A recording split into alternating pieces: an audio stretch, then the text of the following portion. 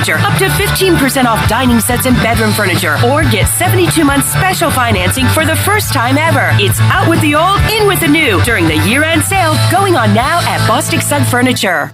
Hi, this is Jeff Charles, and welcome inside the booth. Was the 2020 Pirate football season the first step back to respectability? I'll have some thoughts coming up next. If you missed Pirate Radio Live, you missed. Head football coach of the East Carolina Pirates, Mike Houston. Yeah, picture at the end of the SMU game. That just speaks to what these players have done, and they've built a true family in that locker room, and there's a young bunch now. Yeah, was that something that was just kind of impromptu at the end? Coming out of the Temple game, and the way we'd practiced all week, I had a feeling we were going to play pretty good on Saturday. And I just thought going into the offseason, 2-game winning streak, if we could play really well and just everything that I knew that group was doing, I wanted to kind of capture it. Pirate Radio Live, weekdays from 3 to 6, right here on Pirate Radio, the voice of the Pirate Nation. Only 9 Pirate football games were played during this pandemic year. The final record was 3-6. ECU has had 6 straight losing seasons, and that has never happened in the proud history of the program. But there is light at the end of the tunnel. Back-to-back wins to close out the season, including a most impressive victory over SMU, a team that has been in the top 25 this year, and a first half that was maybe the best half of football I've seen in my 33 years as the voice of the Pirates. Remember, it was 45-7 at halftime. Virtually every senior is coming back next year in this weird year where players were granted an extra year of eligibility. My wish for next year is to finally see the Pirates field a good defense. It could happen with so many returning starters and quality backups now ready to take that next step under second-year defensive coordinator Blake Harrell. Come on back again next time, and we'll visit inside the booth. Looking for your next career opportunity? How about some extra cash to help pay for school? Your locally owned and operated Dixon Foods McDonald's is hiring, and they would love to have you as part of the McFamily. They offer flexible hours, competitive pay, and financial support to pursue your education through McDonald's Archways to Opportunity program. Come join the family at McDonald's. Don't let this financial opportunity pass you by. Please visit DixonFoods.com to apply.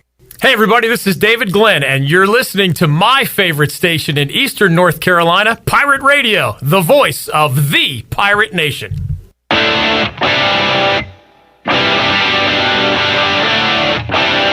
You're listening to The Brian Bailey Show.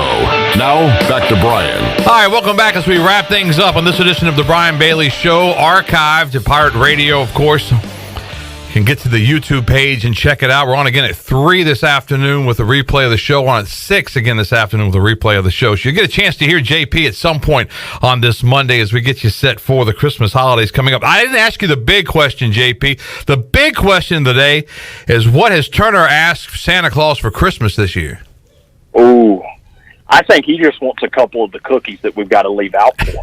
That's been the big thing. That's what I always get. I was about to say, he's so excited about the making of the cookies for Santa. I think that we'll be lucky if we get about 1 or 2 on Santa's plate. So, will he sleep at all that night? I hope so, because Santa's going to need from what I know Santa's bringing, he needs about a 1 to 2 hour window to get everything assembled and put batteries into. Oh man, that's one of the magical things about Christmas is that late night Christmas Eve trying to man. And if you don't have the right kind of batteries, that mad scramble to see what's open at midnight on Christmas Eve. I was about to say that's the same sweat you normally get on a signing day or something. Yeah. You know, it's the one where you're like, we're just sitting there and we're hoping everything comes through. Yeah, you know, everything comes through. We get the right NLIs, and also we have just enough AA. And most of the time, Santa gets it right, doesn't he? Yeah, he does. What would you say as we wrap things up about this recruiting class? If you could just give us a line or two in a nutshell, what would you say? I'll tell you what, they really fit in with the culture we're building here. We have a good feel for these young men and the ability to fit in with the culture that we've got going on in the locker room, and also the culture we're putting together between the stripes. And go ahead. I'm sorry. Several of them will be with you in January too, right? Yep, we'll have about 7 of them here on campus here for spring ball. We're excited about those guys. It's going to be a good mix of older kids, and also I believe we've got about 4 of our high school kids that'll be, early enrolling. this January. So we're excited about that. But the biggest thing that, and it started with Coach Houston and trickled down through our staff, is we wanted to make sure these young men fit our culture in the locker room and on the football field. And I've said this a long time, that the Pirate that has a chip on his shoulder is the Pirate that has success on a Saturday afternoon. And I think you see that chip on Mike Houston's shoulder. You see what kind of culture he wants to create at East Carolina, and you can see it's coming around. And if these guys do fit in like you say they do, I think the future is very bright. Well, we wanted to make sure that when we have a young man and we put the ball down, that they're ready to play with some edge.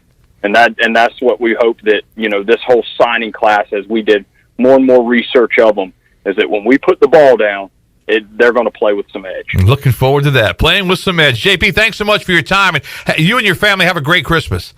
Awesome. You too, Brian, and Merry Christmas. And Merry Christmas. The Director of Player Personnel and Recruiting at East Carolina, JP Gunner, joining us tonight. Now, we will take a break from Pirate Radio for a week or so. We will go to January the 4th with our next show. Looking forward to that. We hope everyone has a great holiday season. Be safe out there. It's a very different holiday season for sure, so stay safe, and we'll see you back the first of the year. I'll be back in here with Troy in a little bit, but we'll see you next year on The Brian Bailey Show.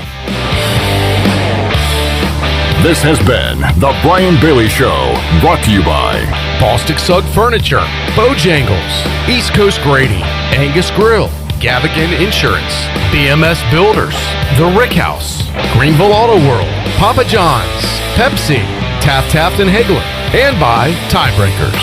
Join us next time for another edition of The Brian Bailey Show, exclusively on Pirate Radio, the voice of the Pirate Nation. This is Pirate Radio, WGHB Farmville, W224EI Greenville, WDLX Washington, and W281CH Washington. The following is an exclusive presentation of Pirate Radio, the voice of the Pirate Nation. Welcome to Pirate Radio Live. You can paint this with purple! Now live from the Pirate Radio studios in the heart of the Pirate Nation, here is your host, Clip Brock. Not so fast, my friends. Clip is out. Guess who's back in? Time for Troy D to take over till Christmas. Clip will rejoin us in 2021. Man, next year. It sounds so far away. It's only about a week and a half. Good to have you with us. Welcome to the show, PRL. Live on air, ready to roll. We got a busy 2 hours here for you. Hour one coming up in mere moments. We'll talk to Jeff Charles, the voice of the Pirates. Also, Jeff Nadu, the big man on campus from Barstool Sports, going to join us in this hour. And I am going to have a treasure chest winner in the 4 o'clock hour. So we're down to our final 4 prizes in the treasure chest. So your chance to win will be twice today and twice tomorrow. What's left in the chest, I've got 12 large pizzas from Domino's Pizza. I've got a $100 gift card from our friends at Chico's. I've got the $100 gift card from the team store at the Down East Wood Ducks, and a $100 gift card from the Shine Factor. So basically all $100 or more value in these. So we're going to have a winner in the 4 o'clock hour. Coming up in the hour 2, 5 p.m. if you're listening to our live edition. Brian Bailey will join me live in studio. Also, special guests coming up during the 5 p.m. hour. Mike Wright, former ECU star pitcher. Now, most recently with, I believe, the NC Dinos were their name in the Korean Baseball League. We'll talk to him about that experience, what Mike Wright's up to. Ronnie from The Reflector will join us. And another treasure chest winner coming up in hour 2. So I will guarantee you 2 winners today. Could it be you? It could be. You just have to wait till we open up the chest and we ask for the specific caller, and then we'll go from there. But you could win today. So you're going to have 2 chances to win today, 2 chances to win on Tuesday as we wrap up our last live PRL of the year of 2020. Man, we've made it through the year just about, and you've made it with us, and we appreciate you sticking with us. What a crazy year it's been. We'll talk about that and so much more. A lot to get to during the show. On the winter solstice, everybody. Happy winter solstice. I can't believe I'm in a good mood. It's the shortest day of the year, sunlight-wise. There will not be a day this year with a shorter amount of sunlight in the longest year that has been 2020. That's the bad news. The good news is every day after today, it gets longer and longer as we get closer and closer to spring and summer. So this is it. This is the final shortest day of the year when it comes to, I'm not a fan of dark or cold or rain, especially when it's all three. In honor of that, I broke out my winter tactical camo jacket. You like that? Thank you, Chandler. You can talk, Chandler. It's okay.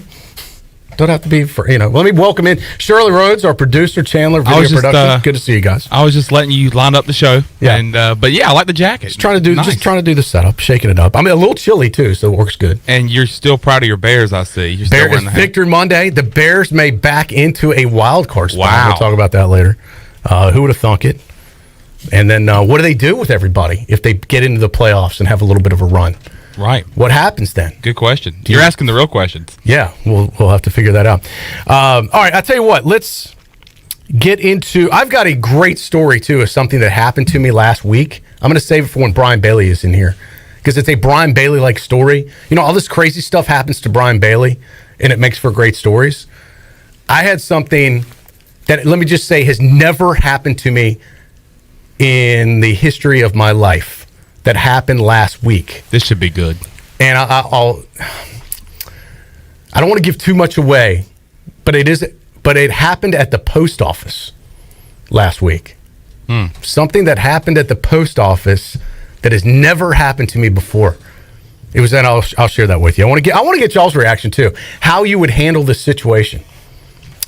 But I don't want to tell it just yet. I want Bailey to be here because it is I think he can relate. We also had to get your take on sneezing. We talked about sneezing last week, and Clip wanted to get your take on it on the day show. Yeah. Usually you come up in the 5 o'clock hour. Yep. Mm-hmm. So we want to get your take on sneezing, whether you like if it gives you pleasure or if it hurts you. Gives me pleasure. I don't know if I describe. Shirley, help me out. Did we not talk about this last week? Sneezing. This is a family show, Chandler. Apparently, it does release some sort of endorphins. Huh. For some. For others, there's been dislocations of shoulders. Right. Etc. I'd probably fall into that category. I think I just pulled a muscle. My neck just got to. Because now you got to go into your elbow. Right. Or what I call the inbow. The inside of your elbow. You're supposed to sneeze into there. So you're doing it at an angle, which is how you hurt yourself. Right. That's but that's the correct way to sneeze now. I guess you could bring your arm all the way over, but usually I'm trying to do it out of the way, people. So yeah, proper etiquette. Yeah, I would say it's more of a pain than pleasure. But anyway, we can get back to that later. All right, I tell you, we have Jeff on. All right, let's go to the Fixed NC live line. Why do you tell me? Shirley, it's all your fault. I told you before the show even started he was on hold. You know how I get sidetracked. Let's go to the voice of the Pirates, Jeff Charles, who is alongside on the phone line. Jeff, welcome back to the show. How are you? Troy, I'm doing great. I'm just sitting here sneezing, listening to you guys talk. I tell you what smells good. The studio smells good. I started sniffing around and some fresh soap over there from Jeff Charles to Shirley Rhodes. Shirley's going to be smelling good next year. A little early Christmas gift there. Yeah, well, Debbie Charles gets the credit for that. She's the soap person, as you know, and so we know Shirley enjoys that, and I think her mother enjoys it too. So a little early Christmas for Shirley. I like it. Jeff, I was listening to some of the basketball game. What day was it? Gosh, I'm getting confused on I think Saturday. Yeah, the last Pirate basketball game. And I heard your interview with Philip Rogers, the new chancellor for East Carolina University. He'll take over officially on March. I had a chance to get a couple questions in Philip when they had his press conference a few days ago on the day he was announced. I was kind of, I found it interesting, and I didn't see it, but I heard you guys talk about it. And Alice Bailey coming up in hour 2 today here about it. Philip Rogers, the new chancellor, does a Jeff Charles impersonation? Yeah, that's what I understand. During the broadcast of the game on Saturday, Troy, we got a text, I won't tell you from who, a little bird text to actually David Horn, and told him that the new chancellor does a Jeff Charles impression, and he said, have Jeff ask him about that at halftime when he comes on as your guest. So we did, and as I understand it, he did something for the television show. I didn't have a chance to see it yesterday, having had a chance to go back and look at the archive edition, so I'm not exactly sure what it sounds like or how it looks, but yes. And by the way, Troy, he's really a super guy. I'm really excited about having him here as the new chancellor. I was really impressed with him, and I'll be honest with you, I'd never met Philip until he dropped by at halftime on Saturday. But I'm really impressed with him. He's mature beyond his years. I know a lot of people say, well, he's 37 years old, but you have the chance to sit down and talk with him. He's a very mature guy, very classy individual, very well-spoken. And I'm so excited about having him here to lead the university now, and maybe we can get this thing back on the right track with some new personnel. So I think it's going to be good for ECU moving forward. Yeah, I remember Philip when he was here with Chancellor Ballard, great, classy guy, good guy. And I said, a very safe hire for East Carolina. He's not going to do anything to put the university in a ditch. And I don't think you're going to see any bad headlines coming out because of Philip Rogers. So, and you're right. He kind of reminds me almost like when Lincoln Riley was an assistant here. When I remember interviewing Lincoln, and he was in his 20s, but talking to him, he sounded like he was in his 50s. And Lincoln, very mature for his age, and obviously he's gone off to, have a great career in coaching. Philip kind of reminds me of that, even though, 37 does sound kind of young, but when you talk to him and you see him, you feel like he's a guy in his 50s, don't you think? Yeah, I think so, Troy. And you and I have talked about this oftentimes on the air and off the air. You need a person in this position who understands the people, the culture, the society that is East Carolina University, is Eastern North Carolina, and is Greenville, and he checks all the boxes. I mean, he grew up here. He told us on the air on Saturday he moved here when he was 5 months old, so he has grown up in Greenville. He understands the people and the culture, and I think that's so important. East Carolina is a great place, but it's a little bit of a different kind of place. I think I can speak on that because I've lived in 7 different states, and it's a little bit of a unique kind of place for a lot of different reasons, and Chancellor has to be able to get it here. He has to understand the people and what makes them tick. And Philip is going to be a guy who's certainly going to be able to do that because he knows this area so very well. He comes from a great family, too, Troy. And in this day and age, when you can hire someone whose character and integrity is at the very top of the list and comes from a first-class family, I mean, that's so very important today, and especially in a role like being a chancellor of a major university.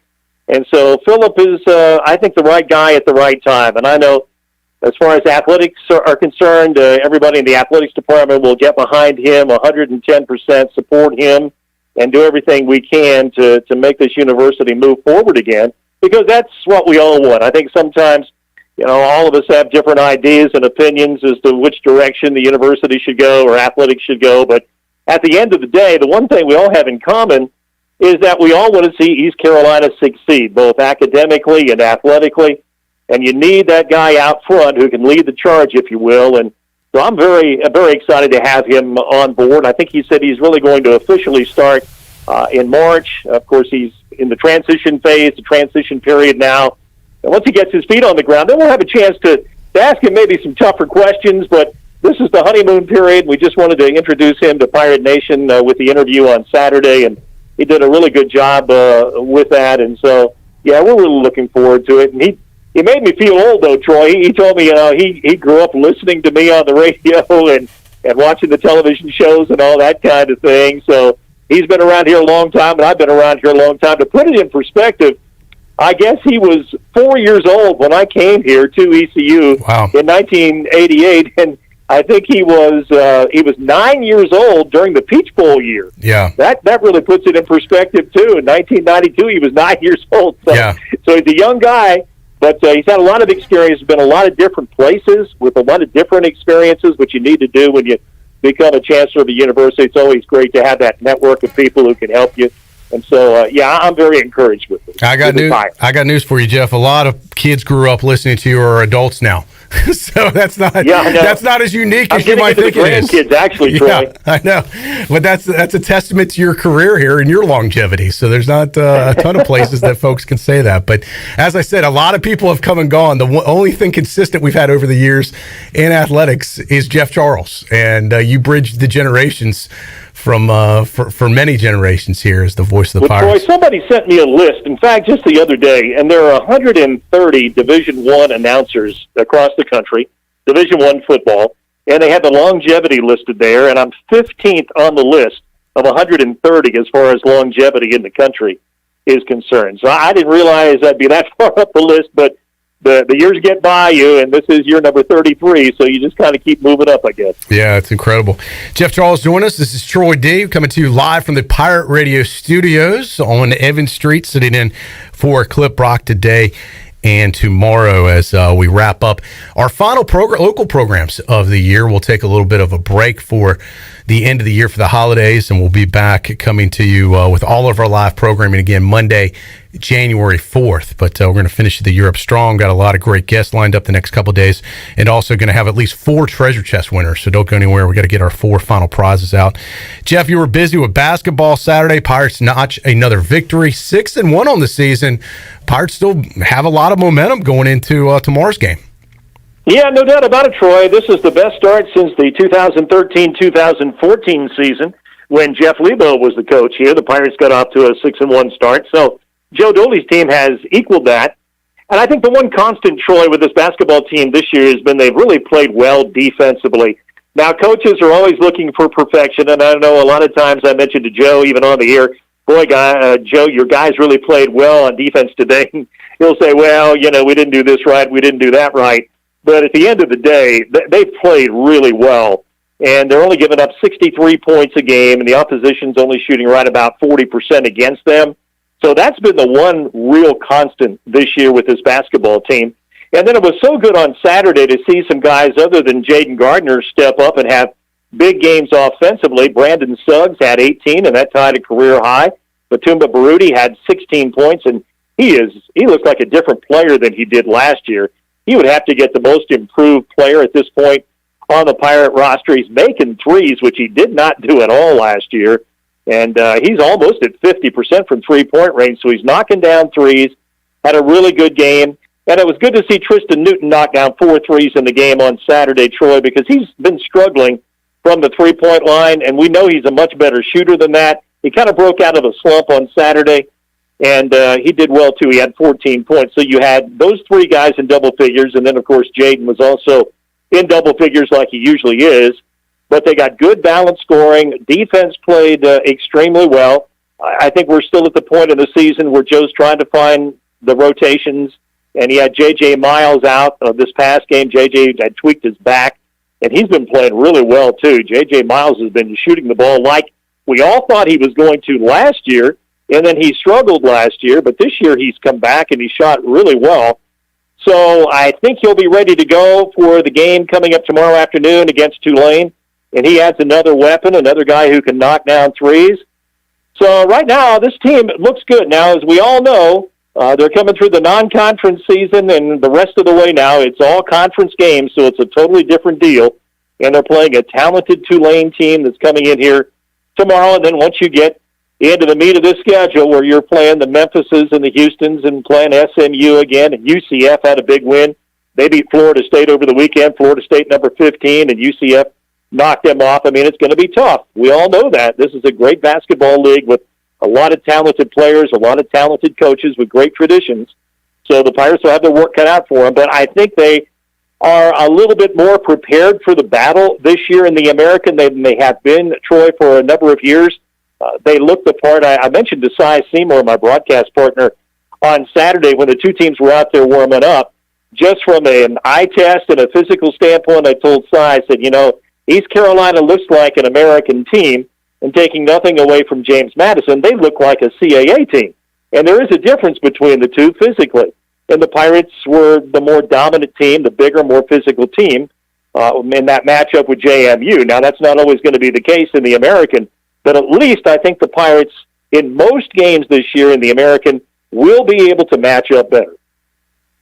Jeff Charles joined us on the Fixed NC Live line. And Jeff, talking basketball last week, making headlines, at least for a day anyway, was football again with National Signing Day. A weird National Signing Day. This used to be such a big deal, but like everything with COVID, things have changed, and there was no big festivities that there usually is around this, where fans can come to the Murphy Center and take part in the excitement that is a new signing class. But the numbers are in anyway, at least for this first round. As you know, there's another signing day later on, I believe in February. But this is the big one nowadays, this first one. How do you think East Carolina did in recruiting?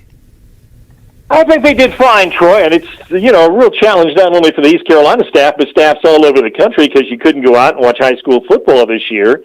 And so they're taking a lot of kids on evaluations from coaches and tape maybe that's a year old or whatever. So it's a challenge for everybody.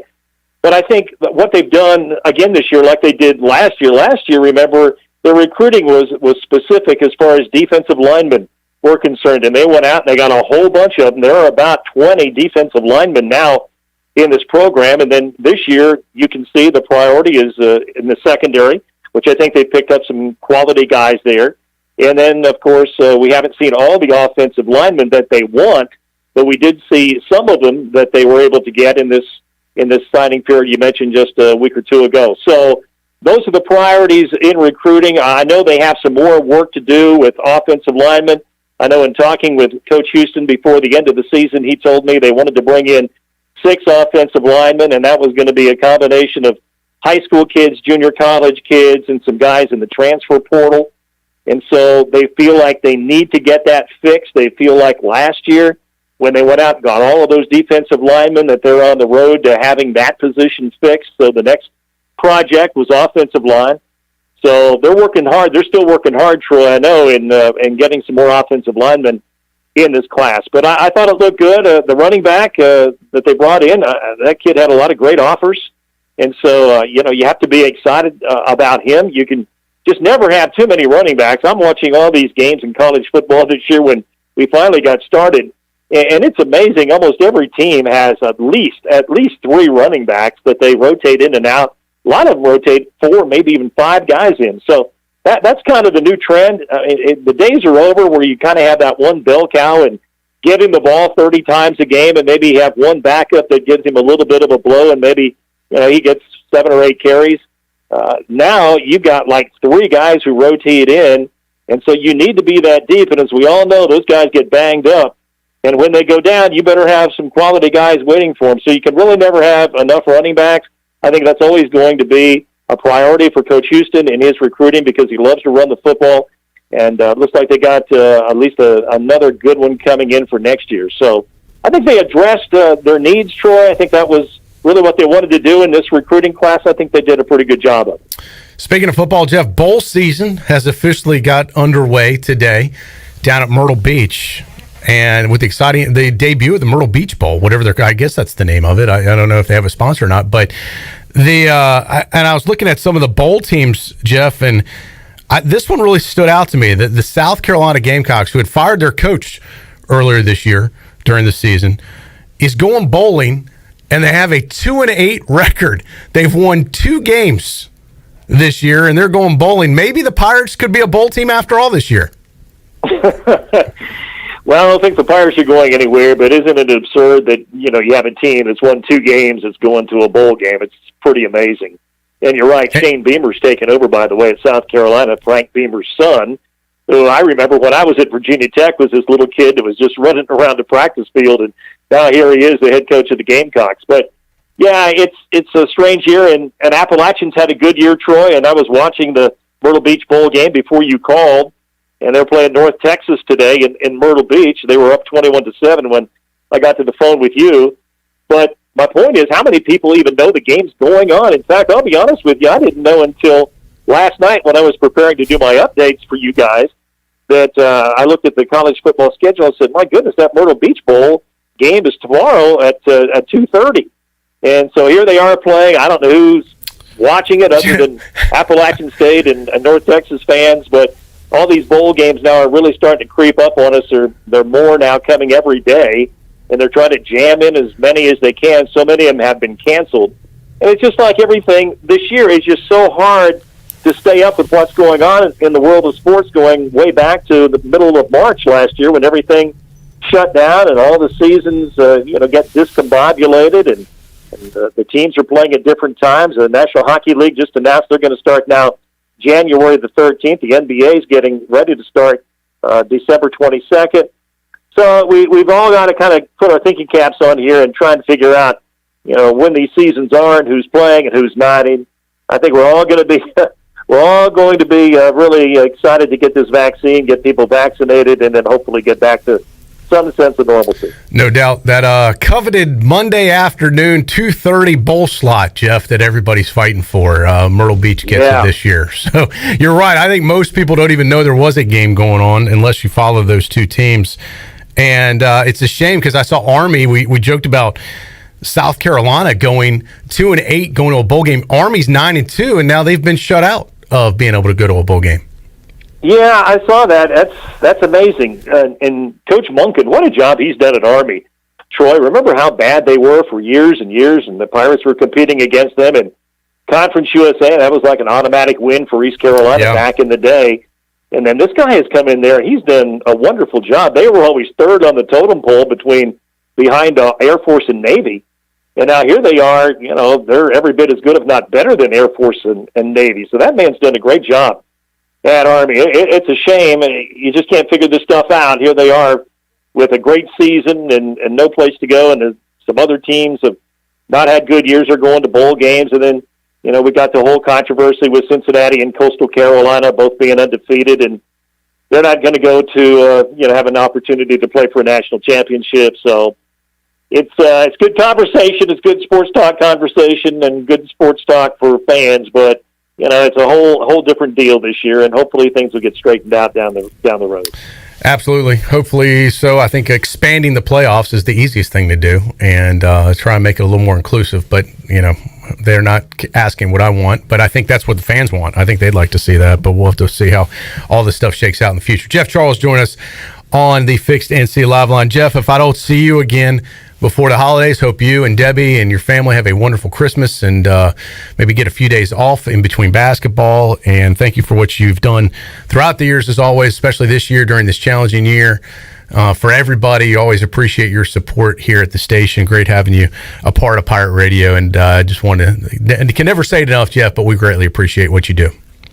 Well, thank you, Troy, and I appreciate everything you guys for the program that you do, because I think a lot of people, listen to Pirate Radio, as we both know, and you guys have been there through thick and thin, and it's always easy to jump on the bandwagon when things are going well, but you guys cover the program when things are not going well, just the same way you would if the Pirates are winning, and it's so important to keep that information out there and keep people interested in the program, and Pirate Radio's been right at the forefront of doing that all of these years now. You guys have stood the test of time, and you've persevered through a lot of things, and there you are going strong still, and we appreciate everything that Pirate Radio has done for ECU and for the Pirate Athletics program. You guys have been great to work with, and good for me, and I'm hoping I've been good for you, so it's been a great relationship, a great marriage all these years. Absolutely. One of the best things we've done is to be able to partner with Jeff Charles, so it's been a pleasure of ours, Jeff, and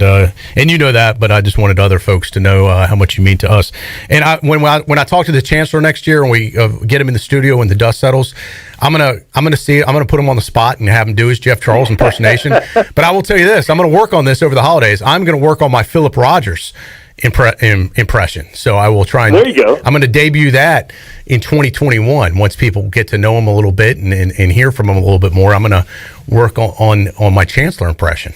So well, I didn't want to put him on the spot or embarrassing him on the air the other day, Troy, and have him try and do his impression on the air at the halftime of our network broadcast. So I told him I wasn't going to ask him to do that, but I did remind him that it's been a long time ago now. It was during one of the pig outs, and somebody in the marketing department at that time at ECU got an idea to have a Jeff Charles impression, and so I actually emceed that, and there were about 10 or 12 people showed up, and you may remember Mark Barber, who had the Barber Agency here in Greenville for a long time, an advertising agency. Still friends with Mark. Barber actually won the competition that day, and that's been a long time ago. We had a lot of fun with that. Maybe we can bring that back next year, and we have the pig out, and the Chancellor can be a participant. That's a good idea, Jeff. I like that. I remember one year at the pig out, they did a John C. Moore impression. The former announcer of Dowdy-Ficklin Stadium football, the legendary, he coined the phrase, first down, Pirates, that guy. Right. And they had a contest to impersonate him, and I was in it as a student, came in second place. Oh, okay. So that was my claim to fame back then during the pig out. It was, I Who believe. won it? Do you remember, Troy? I don't remember. It was the year. It was after the Peach Bowl year, so this was probably like 1992, 3-ish. When they did the contest, but because it was. You want to hear it? Yeah, sure. All right, I got to get in the right mode because he was real deep. Let me hold on. All right, so this is the old school. Like, if you're a younger Pirate fan, you won't know what we're talking about. If you're an older Pirate fan, you'll remember the original voice of Dowdy-Ficklin Stadium, John C. Moore, who is unfortunately in Pirate heaven now, but no longer with us. So I think I did something like Cedric Van Buren on the carry, gain of 10 yards. Ball will be spotted on the hooky 45-yard line, where it is a first down. Pirates! Something like that, Jeff. But I was probably much better back then because I had a few beers in me. Yeah, there you go. Well, we used to have a lot of fun with the pig out. There's no doubt about that, Troy. When, my goodness, I tell people now they can't believe it. And I say, we used to have 15,000 people at the spring game. Yeah. And that whole side on the press box side at the time used to be full. Yeah, it was a big party and, back in the day. Times have changed. So many great events around. I remember the one time when the football team was had a tug of wars going on, and there was the bikini contest, of course. Yep. There was all kinds of stuff. Yeah. We used to have a ball at the pig out, and hopefully maybe some of that stuff can start coming back again. Yeah. I remember, too, I love John C. Moore when at the end of the game, he thanked the Pirates fans for coming, and he always, thank you for attending, and please drive home safely. And remember, buckle up. That was just one of his catchphrases, too. He had the pause on that, too. Remember, Troy, like the first down Pirates? Yes. I love that. He had the pause on that. He would say, drive safely, and there'd be the pause. And then, I would not leave the stadium until I heard him say, buckle up. That was my cue to, now it's time to leave. And remember, those were the good old days. We sound like a couple old guys sitting here talking about the good old days. There are some old guys listening to us going, I remember that. That's bringing back some memories. Getting some goosebumps thinking about that. Those were the good old days, Jeff.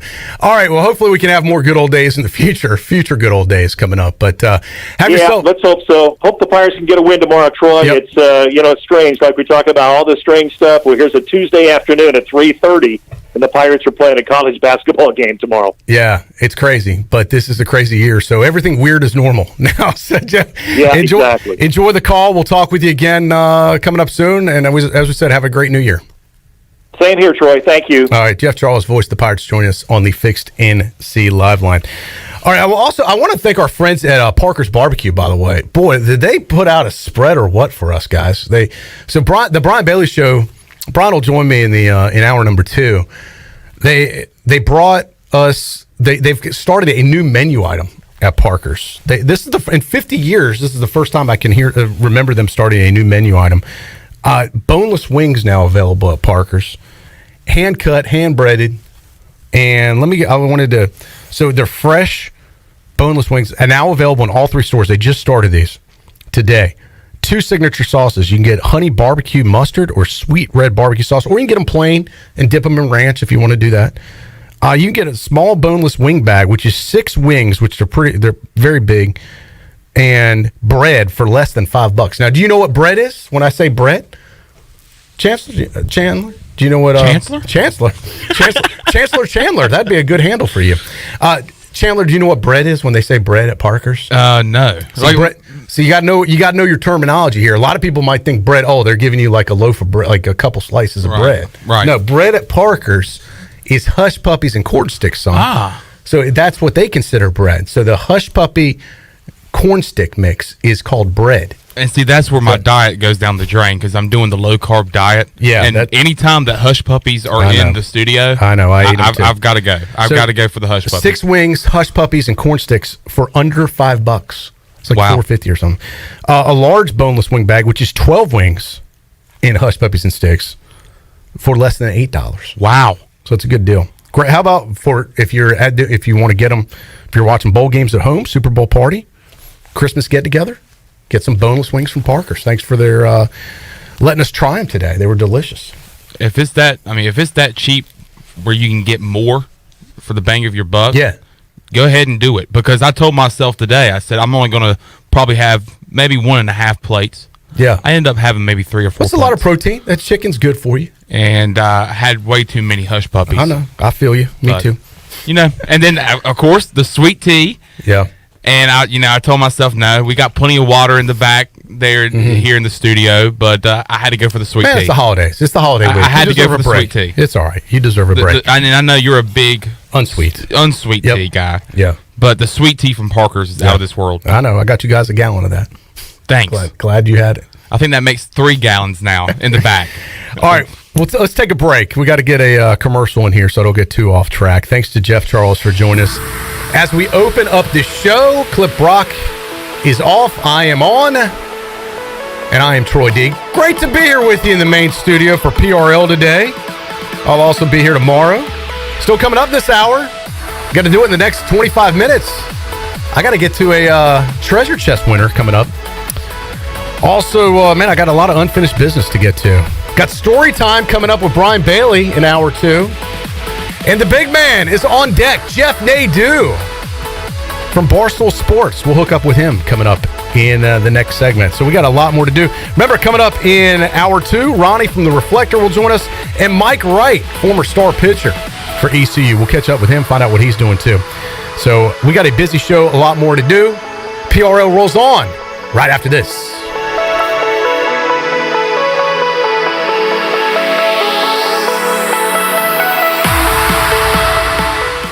Christmas presents are great, but Christmas cash is awesome. This is Vince from Play It Again Sports in Greenville, and it's time for us to help you turn around the stuff in your house into cash. Clean out your closets and garages for cash today. We're buying sports equipment for baseball, softball, golf, tennis, lacrosse, hockey, and more. We're buying bicycles, skateboards, snowboards, water skis, treadmills, ellipticals, dumbbells, and more. Play It Again Sports, your home for Christmas cash. Just past the Cracker Barrel on Greenville Boulevard. Find us on Instagram and Facebook. Ahoy, mateys! To keep those cars clean, you need the Pirates Cove Fast Pass. The new Pirates Cove Car Wash and Haviland Express Lube on Glen Burnie Road in New Bern is now open. Pirates Cove in New Bern is offering Fast Passes for $9.99 for new Fast Pass customers. You can visit us in Greenville on Fire Tower Road, Memorial Drive, and on East 10th Street. And have you heard? Pirates Cove on Fire Tower Road is now offering interior cleaning. So we have you surrounded. Pirates Cove, the official car wash partner of ECU Athletics. This is Dr. Phil Perdue with Orthopedics East and Sports Medicine Center. My colleagues and I recognize how difficult this time is for everyone in our community. We continue to see patients during the week while taking precautions to keep everyone safe. Our extended care clinic is now open on Saturdays and Sundays from 10 a.m. to 2 p.m. so you can avoid the emergency department for your urgent orthopedic care. For more information, please contact us at 757-2663 or visit our website at orthoeast.com. Introducing new Domino's Carside Delivery. Now when you carry out, you don't even need to leave your car. So you don't have to interrupt your favorite song. It's time to drive down to the rock show.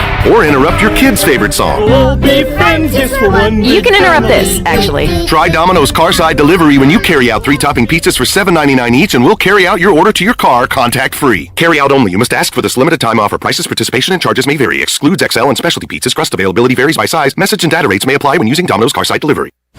You've seen it on TV, and now you can experience it for yourself. Introducing the Warrior Zone, Greenville's first and ever only Ninja Warrior training facility. This is John from the Warrior Zone, where community, fun, and fitness collide. We offer weekly ninja training classes, memberships, one-on-one coaching, competition teams, and open gym. Not a ninja? No problem. We work with everyone and want people to feel encouraged when they leave Warrior Zone. Make your life better with Ninja Fun at the Warrior Zone. Old Tall Road, next to Plant and See at warriorzone.ninja. Hidden phone trade-ins, hidden plan requirements, hidden catches. You won't find any of those at US Cellular because we do things differently. And that means you can get the Samsung Galaxy S20 FE or Google Pixel 5 for free with no hidden requirements all season long. US Cellular. Upgrade to fair. Terms and conditions apply. See store uscellular.com for details. This is Brandon Tate, owner and operator of Atlantic Wireless, an authorized agent for US Cellular since 1997. Visit atlanticwireless.com to find the store near you. We go beyond the call. There's no better time to drive away with a quality pre-owned car, truck, or SUV from Greenville Auto World. Greenville Auto World is your authorized rough country dealer. We specialize in lift and leveling kits along with custom wheel packages. Whether you're looking for ground clearance or enhancing the appearance of your vehicle, trust our team for your off-road experience. Greenville Auto World, 3840 South Charles Boulevard across from Hardee's at Bells Fork, or greenvilleautoworld.net. Have you ever seen those exotic aquariums like the guys do in Las Vegas on television? You ever thought about having one of these aquariums in your business? It's more affordable than you think. This is Hal Pruitt with rentafishtank.com. We can make having an aquarium in your business turnkey with no work, cleaning, or hassles for you. Rentafishtank.com creates a relaxing atmosphere and keeps children occupied. Rentafishtank.com already services many dental, pediatric, and doctor offices, plus hospitals and senior living centers. Check us out at rentafishtank.com. This is Big John Williams, strength and conditioning coach for East Carolina football, and you're listening to Pirate Radio, the voice of the Pirate Nation.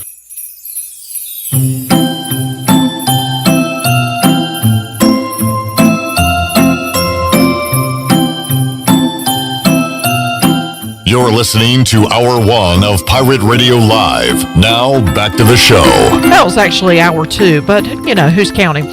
All right, welcome back. Orthopedics East and Sports Medicine Center of Greenville's new extended care clinic is now open Saturdays and Sundays from 10 a.m. to till 2 p.m., so you can avoid the emergency department for any urgent orthopedics care.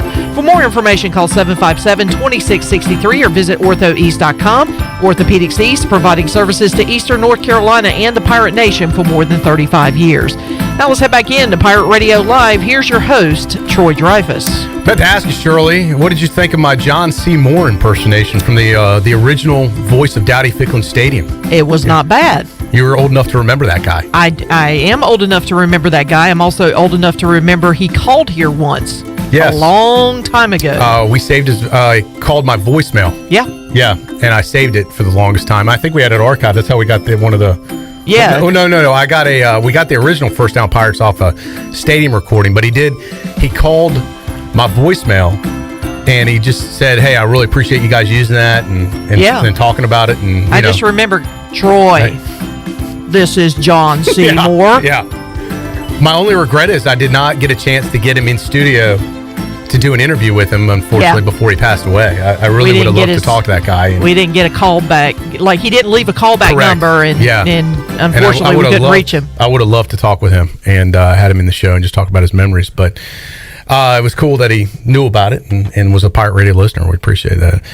All right, so this is PRL, Troy Day City in for Clip Rock. We are on air, online, on video. You can find us on all 4 radio stations. We are 1250 AM Farmville, 930 AM Washington, also 92.7 FM Winterville, Greenville. We are 104.1 FM in Washington. We are on live on our Pirate Radio TV YouTube page. We are on Facebook Live on our Pirate Radio page. So we're also online, pr927fm.com. If I left anything out, we're on the TuneIn app. We're all over the place. Partridge in a Pear Tree? We leave that part out. We archive everywhere. Of course, we had our podcast with Wes Hines last week, which is, boy, I've gotten a lot of feedback on that. I had a client, I had a friend text me. Let me see if I can pull this up for you guys real quick, and then I'll get to Jeff. Imagine. Then I'll get to Jeff Nadu. Let me see if I can. It's always hard trying to search for things in real time. All right, it says, oh man, I forgot. Let's see. All right, here it is. Okay, this is from a friend of ours that's also a client of the station.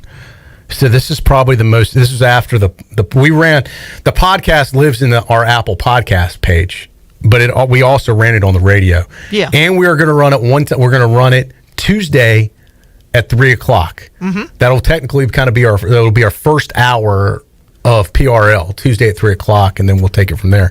So this is the podcast, a life update we did with longtime Pirate Radio employee Wes Hines, which is known as around here as Wes the Mess.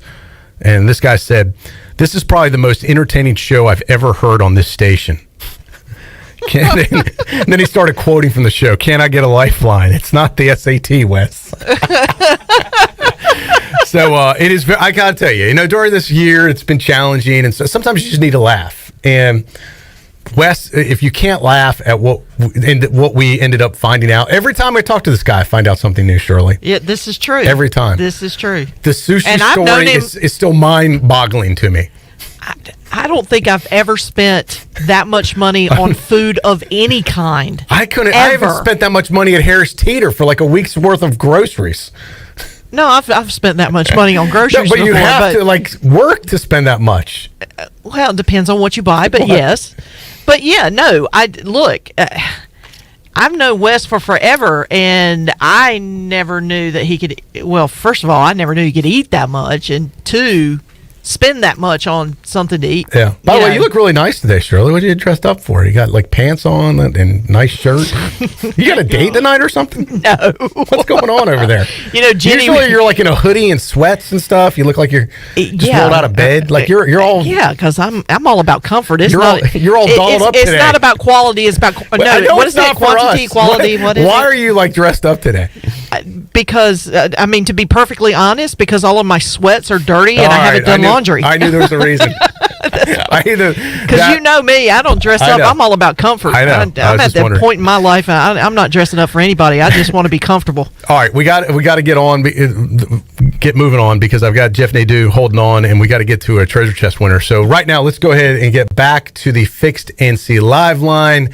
Joining us from Philadelphia, he is the big man on campus.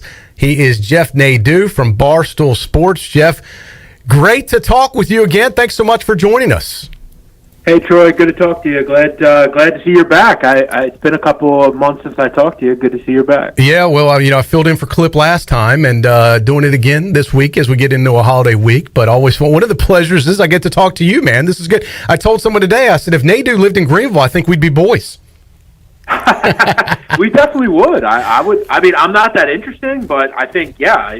I mean, maybe. Are you married or you're married, right? Well, it's complicated, Jeff. Let's not get into the details and the weeds of that. But I think we can hang out and have a good time. Okay. Well, I was going to say, I just won't say it on the air. But yeah, no, we could definitely. I'll be there soon enough. Once I can. We can both share our love of sports. Sure. All right, let's talk about, first of all, any big holiday plans this week? I know it's a weird COVID holiday, so everybody's kind of hunkering down. What's going on in the Nadu household? No, nothing crazy. Just see my parents and my brother and sister, and just pretty normal, man. We don't really get too crazy for holiday, at least for Christmas. But yeah, this year it's a little different. Obviously, there's no Christmas parties and things like that, which we would have already had. But, I always keep saying, Troy, eventually this will be over. And I don't ever want to hear anyone ever again say, life sucks or I don't like life or whatever. Just remember back to this year when everything we did had to kind of be overshadowed by something else. So, no plans for me. I hope you have a great holiday, and everybody at Pirate Radio does as well. Yeah, we and this is the time of year. In past years, I'm like, oh, bowl games, too many of them. Now I'm like, there's not enough bowl games. They're canceling these bowl games. I want to see the bowl games, and it's funny. Even if I'm not glued to them, I like them as background noise. If I'm home or we're at the office, I still like to have the bowl games on. And I got to be honest, Jeff, I miss having a lot of these bowl games canceled this year. Yeah, you kind of figured it would kind of come all up to that. I mean, to be honest, I still don't know how you qualify. Like, how did one team qualify for a bowl and another didn't? Like, I saw South Carolina somehow qualify for a bowl, but Army didn't. It's very odd. College football was weird this year. As I told Clip before, I turned a profit in college football this year. Actually, I ended up turning a pretty decent profit because I had Ball State to win the MAC at 9-1. I had Oregon to win the Pac-12, and then I hit on Saturday, and I kind of was confidently in the profit. But I was happy, and I don't know how much of the bowls I'll bet. I guess if I see a matchup I like, I'll definitely be interested. But, yeah, it's always nice to have them on. You kind of, between Christmas and New Year's, it's kind of a good, like you said, background noise. Yeah, and really, honestly, we do a family pool, much like March Madness.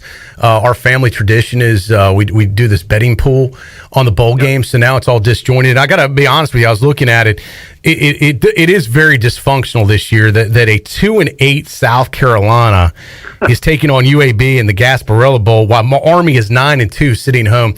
If that doesn't tell you that the bowl system is broken, I don't know what else does. And then I was sitting there watching the college football playoff show, which they dragged on and on. Just get to it already.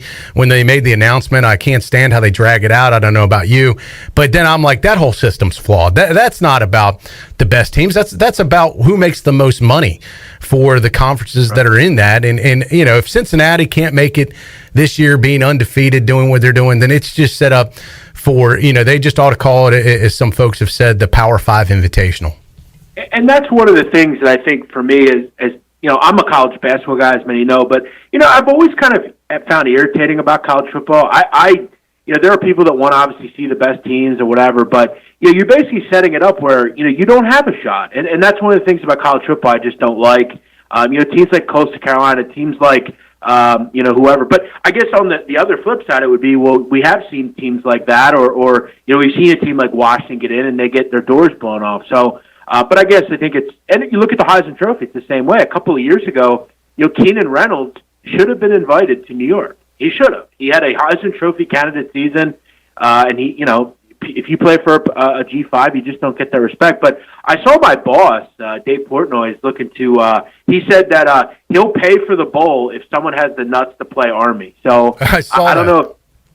I don't know if Dave can get that done. I mean, he seems to get everything else done, so maybe he will. Well, I thought that's pretty cool, and I'd love for someone to take him up on that offer, and I think he's being serious about and genuine about that. He's also trying to raise money for businesses that have been affected by this pandemic, and I saw last week, I think you even kind of jumped on that, trying to help out where you can. For folks that don't know what Barstool Sports is doing, and Dave Portnoy, and even what you're up to, give yourself a plug about what you guys are doing. Yeah, this is all, I just work there. Dave is doing something really terrific. I mean, obviously, I think, whatever side of the aisle you're on, I think we can all agree that, the federal government is definitely not helping people. There are billions, millions of businesses, thousands of businesses that are struggling and having to close. I mean, just think about in your own town, Troy, where you live. We all have businesses that we went to growing up, or, were part of our life. Maybe you met your wife there. You had something go on there, a party when you were a kid. Those places are closing. Those places don't have the ability to stay open. So, Dave kind of took it into his own hands, and he's doing this Barstool Fund. And, I love giving to charity. I've often said if I had millions of dollars, most of it would be given away. One of the great, and until you do it, I think you'll realize that one of the great joys I have is just even the little money that I have, giving it to people that need it, and giving back is important. So, all kudos to Dave for doing that. I would, if you're out there in the Greenville landscape, donate to the fund. 100% of the proceeds are going to businesses. There's stories attached to the business that you're helping, and it's just a really cool thing because Dave has a huge platform, and you can make tens of millions of dollars to donate. So. And you have like a rival at Barstools, and you offered an olive branch to that rival, trying to raise money, right? I did. I do have a rival. We don't like each other, but I've said many times before, I was willing to put bygones by bygones, and kind of squash it. Life's too short to be mad all the time, and I came up with an idea. There's been kind of a growing history that maybe someday him and I could do a show, and there was even a show pitched back before college basketball started that Dave kind of greenlit that would have me and him do a show together, and he declined. So I said, you know what? People want to see this. What if we were to do one show for charity? If we make a certain amount, but sadly and disturbingly, he declined. So I'm going to still try to raise whatever money I can, and just try to do my part with it. Yeah, and put us down for Team Nadu. That Pirate Radio, your friends here are definitely got your back, buddy. I know you do, and I appreciate that. And he probably has most of you blocked, which is what he does, but. I just looked at it as a way to kind of help the fund, and I'm glad Dave's doing it. That's all I really care about. These businesses need help, and, if we can help them, we should. Once again, we're talking to Jeff Nadu, big man on campus. He is with Barstool Sports. And, Jeff, what did you think about the playoff system? Obviously, look, Alabama, Clemson, no-brainer. I find it hard to believe that's not going to be your national championship game. I was a little stunned Notre Dame got in. I thought, they got throat stomped by Clemson. I think the same thing's going to happen to them by Alabama. What are your thoughts? Yeah, you definitely make the point of just kind of teams I would have liked to have seen get in. I thought it would have been interesting to see it, a team like Cincinnati get in. But look, at the end of the day, there's always going to be people that want to see the best teams in it, and I agree with you. And I think if we could see Alabama Clemson, every time, almost every year now, we look forward to that game, and Alabama kind of looking to get some retribution, get some kind of payback. Clemson has kind of had their number at least recently. I'll look forward to it. Again, for whatever reason this year, Clip, I just haven't fully been invested, just because I think football was really going to be the hardest to do, especially college, just with there being so many players, there being so many moving parts. It just hasn't had the feel. And, college football, unlike others, basketball is great. You have like 12 to 20 schools that are going to be great atmospheres. But for the most part, Troy, 200 of the teams that play in college basketball really don't have fans generally at night to begin with. College football, you always really have a great atmosphere. So if you go to Greenville, South Carolina, or Greenville, North Carolina, or Myrtle Beach or Reno, there's always going to be a decent fan base. We missed that this year for sure. No doubt about it. What some of the news today that broke, at least interesting down here, the Carolina Panthers fired their general manager, Marty Herney, again. Second time he's been fired by that organization. As, this is the time of year where you're going to start to see NFL teams start to make moves like this, whether front office or head coaching, as the season winds down now. Yeah, if only I get the call that Howie Roseman, our GM, was fired, I would be very happy. But yeah, you're I feel the same about the Bears and Ryan Pace. I can't wait for them to get rid of him. Yeah, well, yeah. I mean, if you're a team that's struggling right now, you kind of have it out for your coach or whoever. But yeah, you're going to see that coming soon. Obviously, a week or so. With Black Monday, you're going to have the coaches that haven't.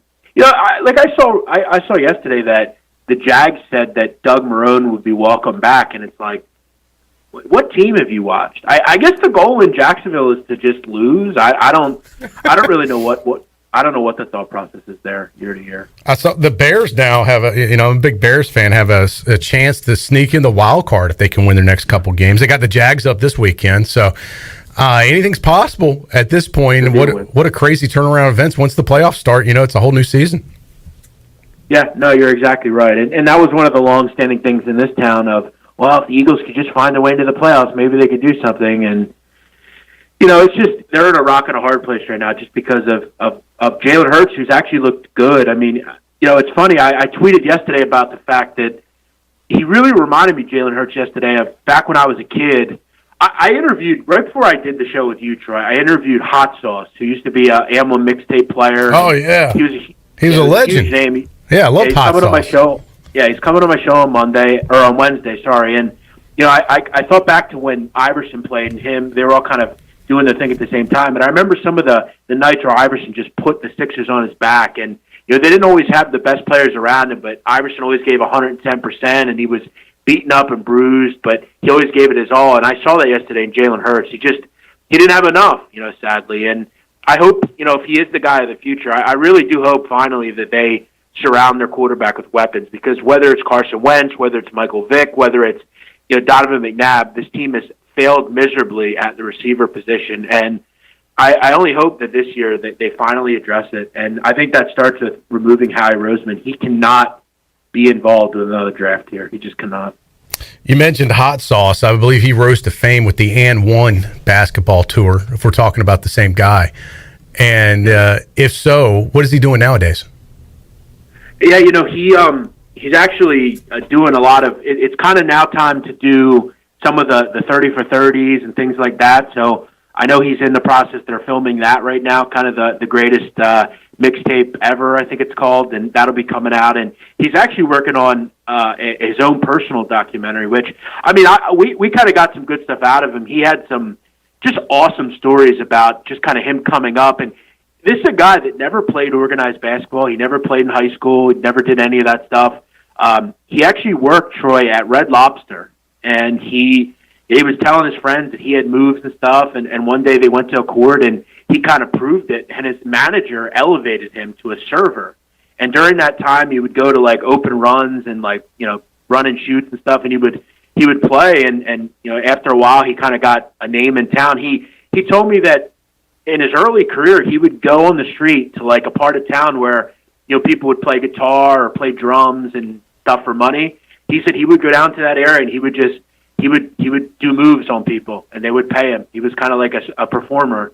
And one thing led to another. He built a voice, and he was discovered by M1. But yeah, he's got a couple cool things coming out, and I look forward to people hearing the interview. He had some great stories about people he met over the years, and he met Michael Jackson and all sorts of stuff. Yeah, what a great guest. That's I'll be on the lookout for that for sure. That sounds good. Once again, Jeff Nadu, the big man on campus, joining us from Barstool Sports. Jeff, East Carolina basketball 6-1.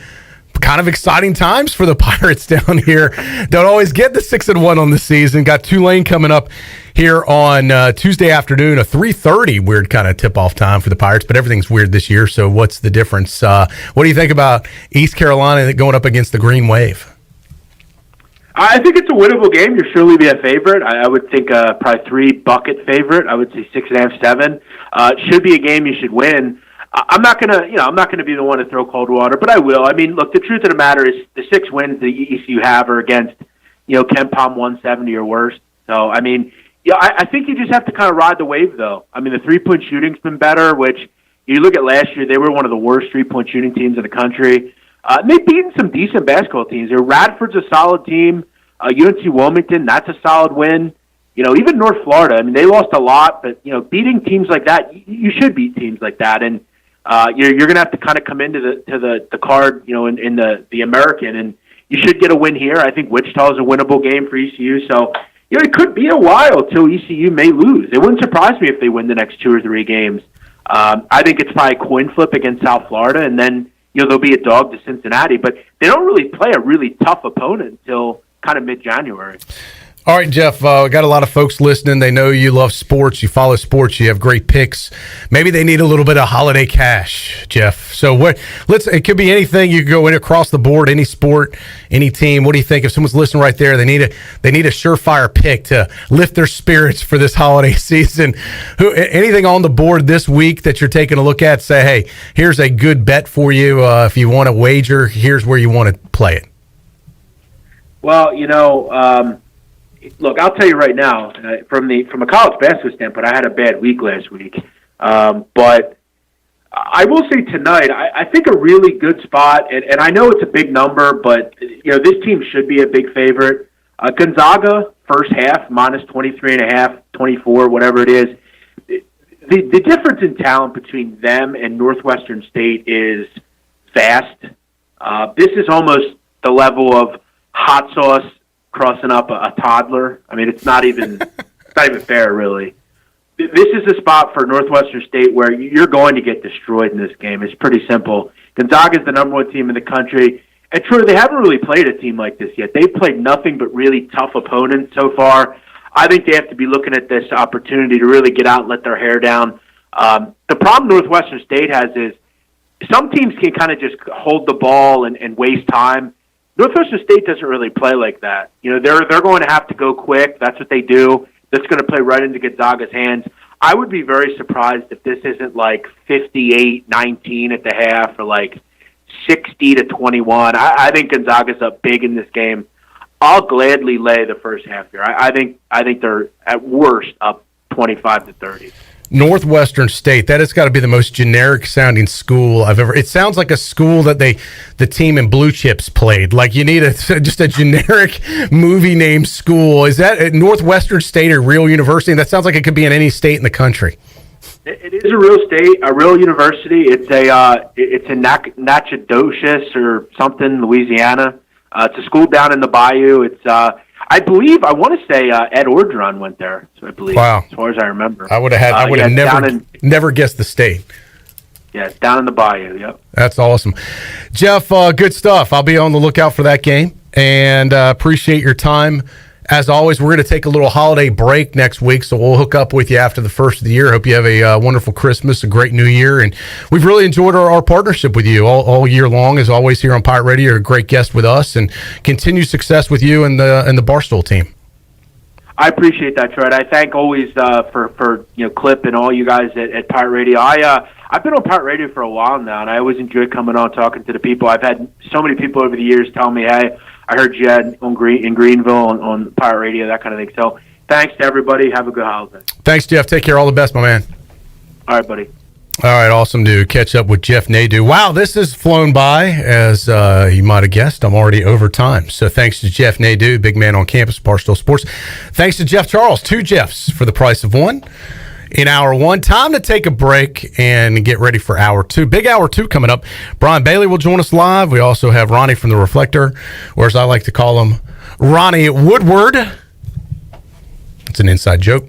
And also Mike Wright. Yes, Mike Wright going to join us. So we got a bit. And by the way, first, let's take care of some unfinished business out of hour 1, Shirley Rhodes.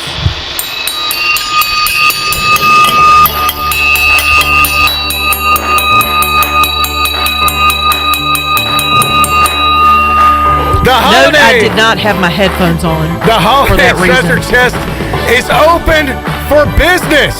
We're down to our final 4. Our final 4 prizes. You can't win if you don't play. And you can't win if you've already won. So if you already won, you're disqualified. If you're under 21, you can't win. If you're over 21 and you haven't won yet, your chance is right now. But you got to call 317-1250.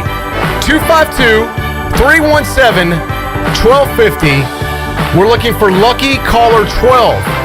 Lucky Caller 12 right now. The treasure chest is open for business.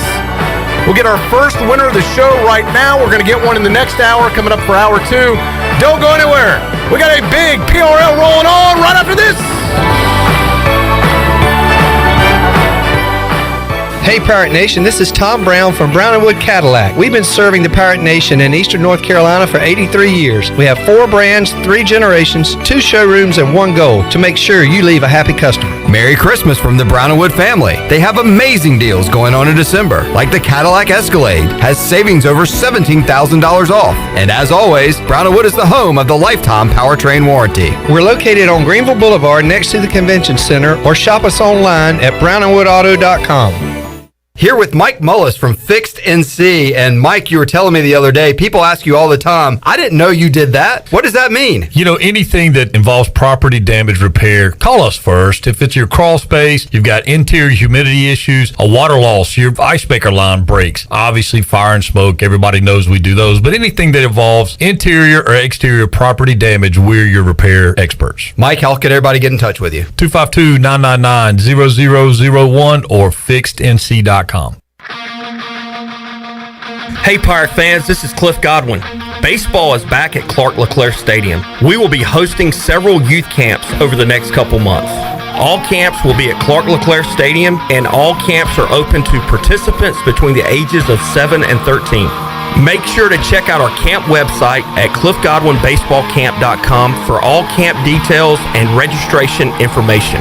And of course, go Pirates!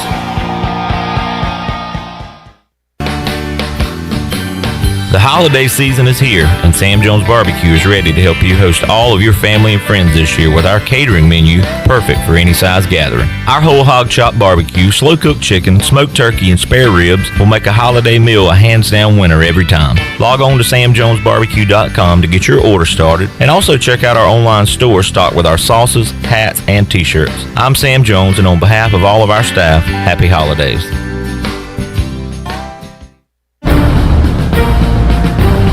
With Kurt Warner, Kevin Harlan here from Westwood One with a preview of Monday Night Football, sponsored by Prilosec. Treat your frequent heartburn with Prilosec OTC. From Cincinnati, it's the Bengals hosting the Pittsburgh Steelers. Kurt, the Steelers are coming off back-to-back losses. You're right, Kevin. This is a team that obviously came out of the blocks fast, but everybody wondered how good they were as a football team. Well, we've seen some of the chinks in the armor the last couple weeks, and can they get back on track? And we know it starts with their defense, the ability to get after the quarterback, but I'm looking at their offense. They've got to find ways to generate big plays because this dink and dunk offense isn't working. All right, it's the Steelers and the Bengals on Monday Night Football. Remember to listen to Westwood One's coverage of the NFL all season long, right here on Pirate Radio, the voice of the Pirate Nation. Hey, frequent heartburn may keep you from running your A game, but it doesn't have to anymore. Join the Prilosec OTC 2-week challenge. Just go to prilosecotc.com. You'll get $3 off to get you started, plus 14 days of tips, tricks, and reminders. Just 2 weeks, zero heartburn. Go to prilosecotc.com and sign up today. Zero heartburn is possible with Prilosec OTC. Use as directed for 14 days to treat frequent heartburn, not for immediate relief. Your crew has worked hard this year, so why not get them a gift to show your appreciation? Shop Lowe's for a DeWalt Power Detect 2-tool combo kit for $349. Mechanics wear Durahide Impact gloves at only $29.98. Or how about a Metabo HPT The Tank compressor for $199? Shop Lowe's in store or at lowesforpros.com. And while you're at it, pick up a little something for yourself too. Lowe's, the new home for pros. While supplies last, U.S. only. This is Pirate Radio, WGHB Farmville, 1250 and 92.7 FM Greenville, WDLX Washington, 930 and 104.1 FM Washington.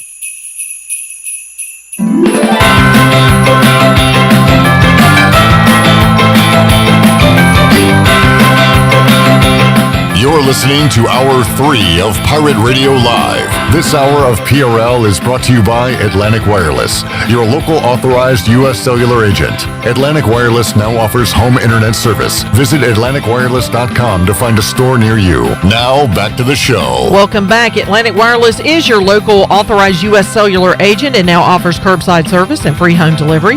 In addition to phone service, Atlantic Wireless has a great selection of tablets and now offers home internet service. Visit AtlanticWireless.com to find a store near you. Now let's head back in to Pirate Radio Live. Here's your host, Troy Dreyfus. All right, thank you, Shirley Rhodes. Troy in for Clip Brock this week. We've got today and we got Tuesday coming up, and that'll wrap it up for 2020 for PRL. We'll take a little holiday break. Be back with you Monday, January 4th while we're gone. Got a lot of NFL games for you. We'll have some CBS Sports Radio. And we'll take a little bit of a break, recharge our batteries, and get ready for what is hopefully a lot more positive 2021, and positive in a good way. See, positive in 2020 was negative. You don't want to be positive in 2020. You wanted to be negative, but being positive was negative. You follow my drift? Yes. It's a 2020 thing. You wouldn't understand. Yeah, well, I'm ready for 2021 because, 21. All right, time to start drinking. Yeah, coming up in just a minute, Brian Bailey will join us. Also, Mike Wright is on the schedule for this hour, and we'll talk to Ronnie from The Reflector. But first, let's go to the Pirate Radio Live line, our first of two winners. We haven't had the second one yet, so if you tried to win, Chad Moore or other people, and you didn't get through, you still have one more chance this hour. But let's find out who our lucky caller 12 was first for this prize, and I do believe it is John Moody. Congratulations, John. Troy D., do you believe in Christmas miracles? I do, and I got to believe you're in a good moody today. I am indeed. 17 years of trying. Thank you. That was on the fly right there. My speechwriters didn't even give me that one. 17 years. Is this your first time winning the treasure chest, John? This is my first time. Wow. Until this year, I've only gotten the phone to ring twice. Well, I know you've won some other prizes and other things we've done and giveaways, but never the big. This, as I say, this is the big dance. This, you can have a regular season win during the year, but until you win the treasure chest, this is the big dance. This is March Madness of giveaways. Yeah, this is the Daytona 500 of giveaways. Well said. This is the Masters of giveaways if you're a golf fan. This is the Super Bowl of giveaways. This is the Kentucky Derby if you're a horse racing fan of giveaways. This is the Stanley Cup of giveaways. This is the World Cup of giveaways. This is the Olympics of giveaways. I mean, if we're going to keep going, I just figured I'd throw that in there. John, World Series. This is the Omaha of giveaways. Yes, well played. I'm running out of analogies. All right, John, for folks that don't, you're a long-time Pirate Radio listener. I think you started listening to us like when you were 6, right? Yeah, I'm a lifer. Since age 11 when y'all first came on. I've been with y'all ever since. For real? I'm married and got 2 kids. Yeah. I've got 1 kid now. All right, that's not a joke. We started in 2003, and you listened to us that very first year we came on the air, and you were 11 years old. For real? That's right. And you grew up. You went to ECU. Kept listening. Well, I went to a community college, but okay. But you've always been a big ECU fan, I should say. Exactly. And now you're married with kids, and your kids are listening to Pirate Radio because they're being forced. That's also true. That's awesome. What a great success story. And we appreciate your loyalty. And finally, 17 years later, it's been rewarded. All right, here's what we're down to, John. We've got 12 large pizzas from Domino's of Greenville. We've got a $100 gift card from Chico's, $100 gift card from the Down East Wood Ducks for their team store, and a $100 gift card from the Shine Factory. But before we get to that, John, let's learn a little bit about John Moody. What does John Moody do? What is he all about? I work over at ECU, actually, on the grounds department. So we take care of all the grass and bushes on the campus of ECU, getting that looking all nice and beautiful, but not really for anybody right now since the kids are gone in March. But, the grass still keeps growing, so still keep mowing. I've seen you guys out there working hard. You and your colleagues always making campus look beautiful, and appreciate you. I saw you guys working on Fifth Street not too long ago, making that look great as always. So appreciate the effort you do, and East Carolina University employee now. All right, John, let's get to the big show. Let's find out. Shirley, you've got the magic cup over there has 4 numbers in it. You reach in, give me a number, and then I'll tell John what he won. Number 22. 22. John, do you have a truck, I'm assuming? I sure do. I figured you did. Does that truck get dirty sometimes? It is dirty right now. It stays pretty dirty this time of year. Well, John, you're going to let it get clean this time of year because you are the proud new recipient of a $100 gift card from the Shine Factory. Awesome. Let's go. And you give me a reason to go old school and break out the bell. That's what it's all about. John Moody takes the $100 gift card from Shine Factory off the board. That leaves the final 3 prizes. We'll do 1 more this hour, and then 2 coming up Tuesday. John, thank you for listening and your loyalty. We greatly appreciate it. We'll be in touch with you. We'll probably be sending that out to you in the near future. So thank you for your support. For all you do for ECU athletics and the Greenville community. Awesome. Thank you, John. Appreciate it. Have a great Christmas. You too. Merry Christmas, y'all. All right, John Moody, our winner. That's a great success story right there. Long-time listener. I feel like I've known John for it because he interacts with us on social media too. He's been in the studio before, so that's a solid win right there. Good win. But if you didn't get a chance, if that wasn't you, we'll still do it again coming up soon. I can't believe that he was 11 years old when he started listening to us. Yeah, well, Shirley, you weren't much older when you started working with us, so. What, were you 18? Well, no, I wasn't 18. I was a little older than that. Oh, come on. Don't give away all your secrets. All right. Do we have Bailey on the live line? We do. All right. Let's go to Fixed NC Live Line. Brian Bailey joining us twice today. Bailey with the Brian Bailey Show earlier with JP Gunter, talking ECU recruiting, and now talking with Troy D. How you doing, Double B? I thought it was a great day because you had me on at noon, and then at 3, and then at 6. So I get paid 3 times it. That's good. That's a good deal. Yeah, I'm not sure you're clocking in like an hourly employee, but we'll talk to management about it and see what we can do. I think we should. Hey, all right, before we get into it, I got a Brian Bailey story for you. Oh, Lord. No, well, it's not a story about you. It's just something that happened to me. Oh, okay. That was like something that would have happened to you. And I could just see, like, after it happened, I'm like, God, I thought stuff like this only happens to Brian Bailey, you know? So, all right, so this has never happened to me before. I want to get your perspective on it. And Shirley, Chandler, you guys can chime in too, because I want to get some, I haven't told many people this. So last week, I'm at the post office at 10th Street. You know, the one where the Darrells used to be, across from campus. You follow me, Bailey? Yeah. Mm-hmm. All right. Big John works there, does a great job. Probably one of the greatest all-time postal employees I know. Big John that works over there. Anyway, that's not the story. The story is I went in to check the mail, got my mail.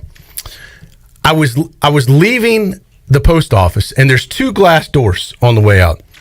They're double doors, so they open out. So I was on the right-hand door. You know, they both open from inside out. So I pushed it open. A lady was coming towards me, like she had a package in her hand. So I opened the right door, and I stand it. It's kind of on my shoulder. I got my foot wedging it to keep it open. I'm just going to hold it open so she can walk in with her package. That's what, wouldn't you do that for somebody, Brian? Yes. You saw someone coming towards you, you're exiting, they have their hands full. Like I would have done that for anybody. Like just hold the door open for them. I just thought that's being a courteous person, right? Right. All right. This person, let me just say, she's a female, walks around me, looks at me, says, "No, thank you," and then opens the door that's right next to us and goes through that way. I'm like, all right, no problem. Like, I don't need the door held open for me, Mr. Male Chauvinist Pig. How dare you hold a door open for a woman?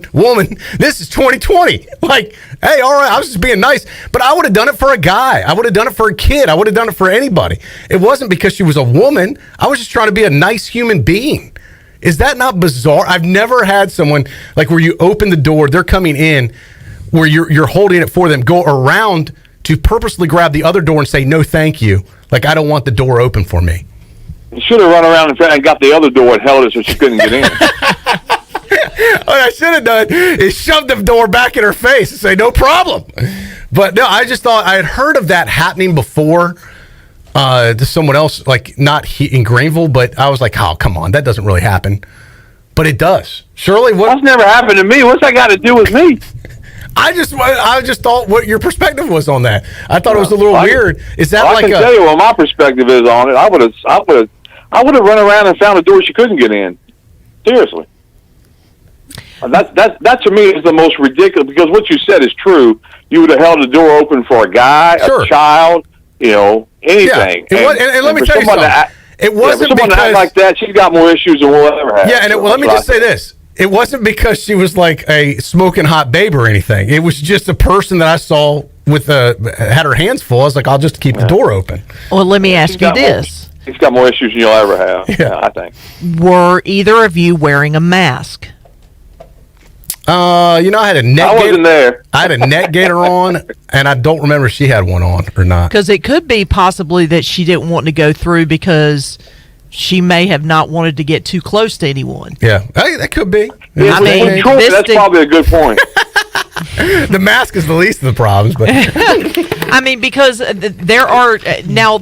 I've actually done that where someone has opened a door, and I'm wearing a mask, but they are not. Mm-hmm. And I'll kind of take a little bit. Now I will go through the door, but I'll take a little bit of a wide berth to go in. All right. Well, I just wanted to get y'all's perspective on it and see what I mean, and looking at the COVID thing, I mean, maybe Shirley's got a great point, and maybe that's part of it. But if it was just, if it was any other, I don't need my door open for me, then that's pretty ridiculous. But, but if it was any other time, I can see that too. I thought it was funny. All right. Anyway, Bailey, a little positive news today. East Carolina baseball, the first preseason poll is out. The Pirates notched number 16 preseason in the first national ranking for the baseball team, coming out of, what was it? Collegiate Baseball's Fabulous 50 preseason poll, number 16. So East Carolina getting a little bit of pub for the baseball program as we head into the new year. Well, I think you look at that pitching staff, and everybody's just about coming back, except for Burley, obviously, but they've got a really deep lineup, and I think they're expecting that they have high expectations for the baseball season. I think everybody at East Carolina baseball just wants to get a chance to play again. You remember that their season was just was cut out almost completely last year, and and we keep thinking that, hey, we're getting closer and closer to getting back to normal, and we don't know if we are or not, but hopefully that things will get closer to normal. They'll get to play baseball. Brian, the New York Jets win, but do they really lose? They lost potentially their opportunity to get the number 1 draft pick over the weekend. Yeah, and that's one of the crazy things about this season with some of the teams, my own favorite team included, because I'm on Twitter and Facebook with some of the Cowboy folks, and they've got this two-tiered thing where it's Team Tank or Team Win the NFC East, and they came on and said, what a great day for Team Win the NFC East, because Washington lost and Philadelphia lost and the Giants lost, but Team Tank, if you tank, you get the Cowboys were in line to pick 3rd or 4th overall, so it's one of those things. You want to win football games because obviously that's what you're in it for. I watched the Jets and the Rams game, and they totally outplayed the Rams the entire time. And the Jets have played well in spurts. They just haven't been able to put it all together and win a game. But they did win, and they did lose on the same afternoon. Shirley wanted to add something. Did you want to add something about yeah, ECU which, baseball? by the way, I feel like one of those, what are those people called that you're on an aircraft carrier with the signals and everything? Short of a flashlight, I couldn't get your flag attention. Man. You wanted to be a flag woman. Well, I wanted to mention, because y'all were talking about ECU baseball, Kendall Rogers, who covers from Baseball America, who covers collegiate baseball, he just tweeted out that the American Conference athletic directors have approved the 2021 college baseball schedule structure. It's going to include 56 games, and of those 56, 32 of them are going to be conference games. The four-game series will still take 3 total days. They'll do doubleheaders on Saturday. They're going to try to utilize Major League Baseball's extra inning rules, and no midweeks after conference play begins. That is what they have decided on today. All right, so we'll follow that. Go ahead. One of the big questions with that was going to be what the doubleheaders were going to look like, whether they were going to be 2 7s or a 9 and a 7 or 2 9s. And I think the thought process was probably have a 9 and a 7. I don't know if that's in the same report or not, but it would be hard to play 2 9s on that Saturday. But they did not. Baseball. That's a lot of baseball with the same team in 3 days, 4 games in 3 days, and the way the weather is, especially March and April, especially in Eastern North Carolina, you never know what you're going to get. So. In other breaking news, Bailey, Kevin Green has passed away. Former star with the Carolina Panthers, only 58 years old. Did they list a cause, Chandler, a cause of death? I don't know if it was COVID related or something else. I did not see a cause in the headline there, but he is in the Ring of Honor. When I believe isn't he in the Panther? Oh, he's not. He should be. I think maybe perhaps future Panther Ring of Honor. But that and the GM got fired today from the Panthers for the second time. Marty Herney. Easy for you to say, Bailey. Well, Kevin Green, I haven't seen a cause of death yet either, which is kind of worrisome because he's so young. And Morgan Ehlers and I met Kevin Green in Dallas last year. We were standing by the will call window, and he walked up, and we got a picture taken with him and talked to him for a few minutes, and that's really sad. And you hope it's nothing, related to some of the other things with football injuries, that kind of thing. But I haven't seen anything that says it's cause of death yet. All right, B, we've got you coming up. I think we're going to encore your show again at 6 for folks listening to our live edition. If they missed it, they can pick it up on one of our many archived platforms and listen to the Brian Bailey Show, where you talked to J.P. Gunter and had a great hour discussion about football recruiting. Yeah, and recruiting was so different this year, and that's one of the main reasons. 2 reasons to have him on right after the National Signing Day. One, to talk about the players that were signed and get, you can read the bios, but to hear little tidbits of how they were recruited and that kind of thing. And then the other other thing we talked about really was the fact of how weird this whole recruiting season was. I mean, with all the dead periods and all the virtual recruiting and coaches having to get all the coaches together in Zoom calls and teams and everything like that. It was just really an odd way to recruit. But I think everybody over at East Carolina, you talked to Coach Houston, he seems very pleased. JP seemed everybody was very happy with how recruiting went. And we've seen some of the fruits of their labor already with some of the young players that we saw this year. All right, other breaking news as we're on here with you live. It looks like Tennessee is backing out of the Liberty Bowl due to too many COVID positive tests. They were scheduled to play West Virginia, I believe, this January 31st in the Liberty Bowl. So it looks like the Liberty Bowl is off for this year. Maybe, you know what? Well, maybe they can slide Army. Maybe I was going to say maybe they can slide Army in, and West Virginia still wants to play. Who knows what could happen? But at least Tennessee is opting out of the Liberty Bowl. But there is, look, stranger things have happened. Maybe the Liberty Bowl can switch gears and get another team in there. And I saw across the bottom line of ESPN said the Military Bowl has been canceled. So there's another bowl game that has been canceled for this year. And really, when you look at bowl games, I mean, obviously, this is a really strange year to go to a bowl game because all the things that make a bowl week special, you can't do. Yeah. So basically, you're probably just going a couple of days early, practice a couple of times. You're stuck in your hotel. Play the game in front of no fans. It would be the worst bowl experience if you're a player or coach. You'd be stuck in your hotel. You're not allowed to go out. You can only do a team event, which would the only team events would be practice, and then you're back at your hotel. Yeah, I mean, it's really, you got to get through this 2020. Yeah. Got to get through it. We're almost there, B. We're almost there. I can see the finish line. Have yourself a good holiday, Brian, if I don't see you beforehand, and we'll hook up next year. Sounds good. Looking forward to it. All right, Double B with the Brian Bailey Show, and obviously great contributor here at Pirate Radio. We'll take a break. We'll come back. Got a big half hour coming your way. We're going to talk to Mike Wright live on the program, former ECU star pitcher, current professional baseball player, Mike Wright. Also, Ronnie Woodward. Woodward, folks, get it right. From the Daily Reflector will join me in studio as we talk to Mike Wright. And we'll get another treasure chest winner coming up in just moments. But not yet. Did I have you fooled for a second, Shirley? No. All right, we'll do that before we close business on this program. So it's got to happen in the next 30 minutes. Another treasure chest winner. It could be you. Don't give up. Don't ever give up. We'll be back right after this.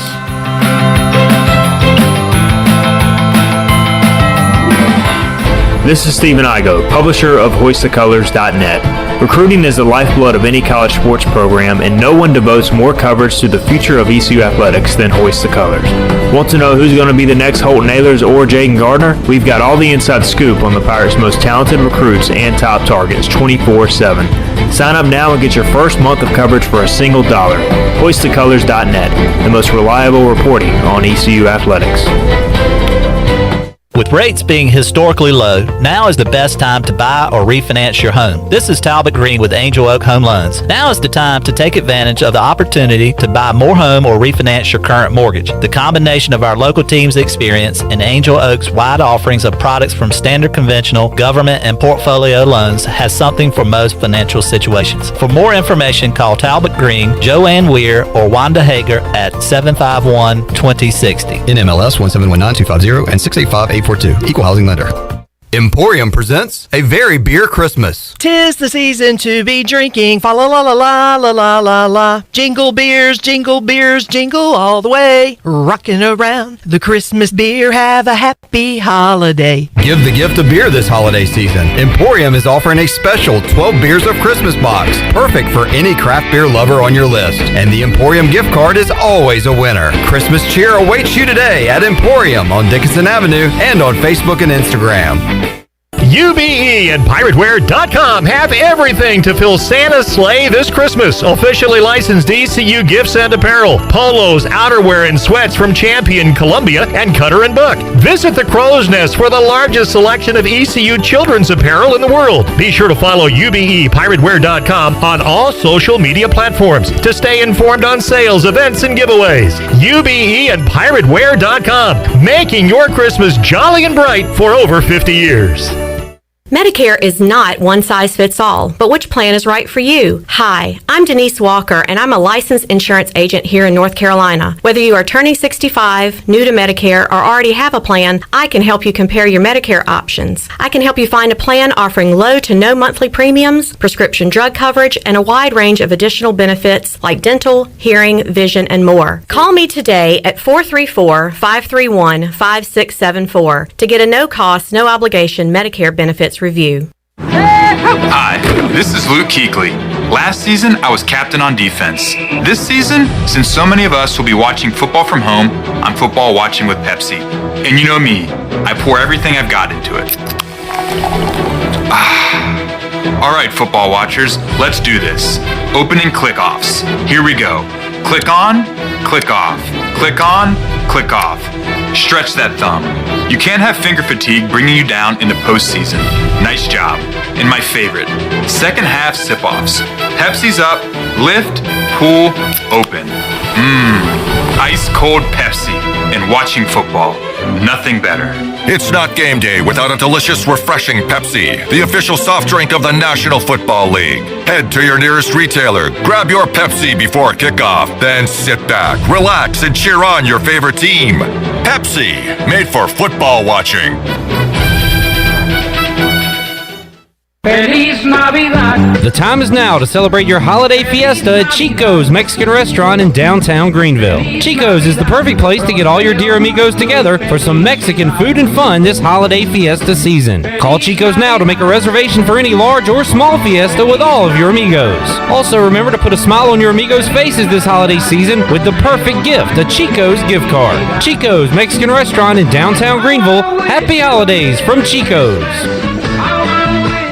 This is Mike Houston, head football coach at East Carolina University, and you're listening to Pirate Radio, the voice of the Pirate Nation.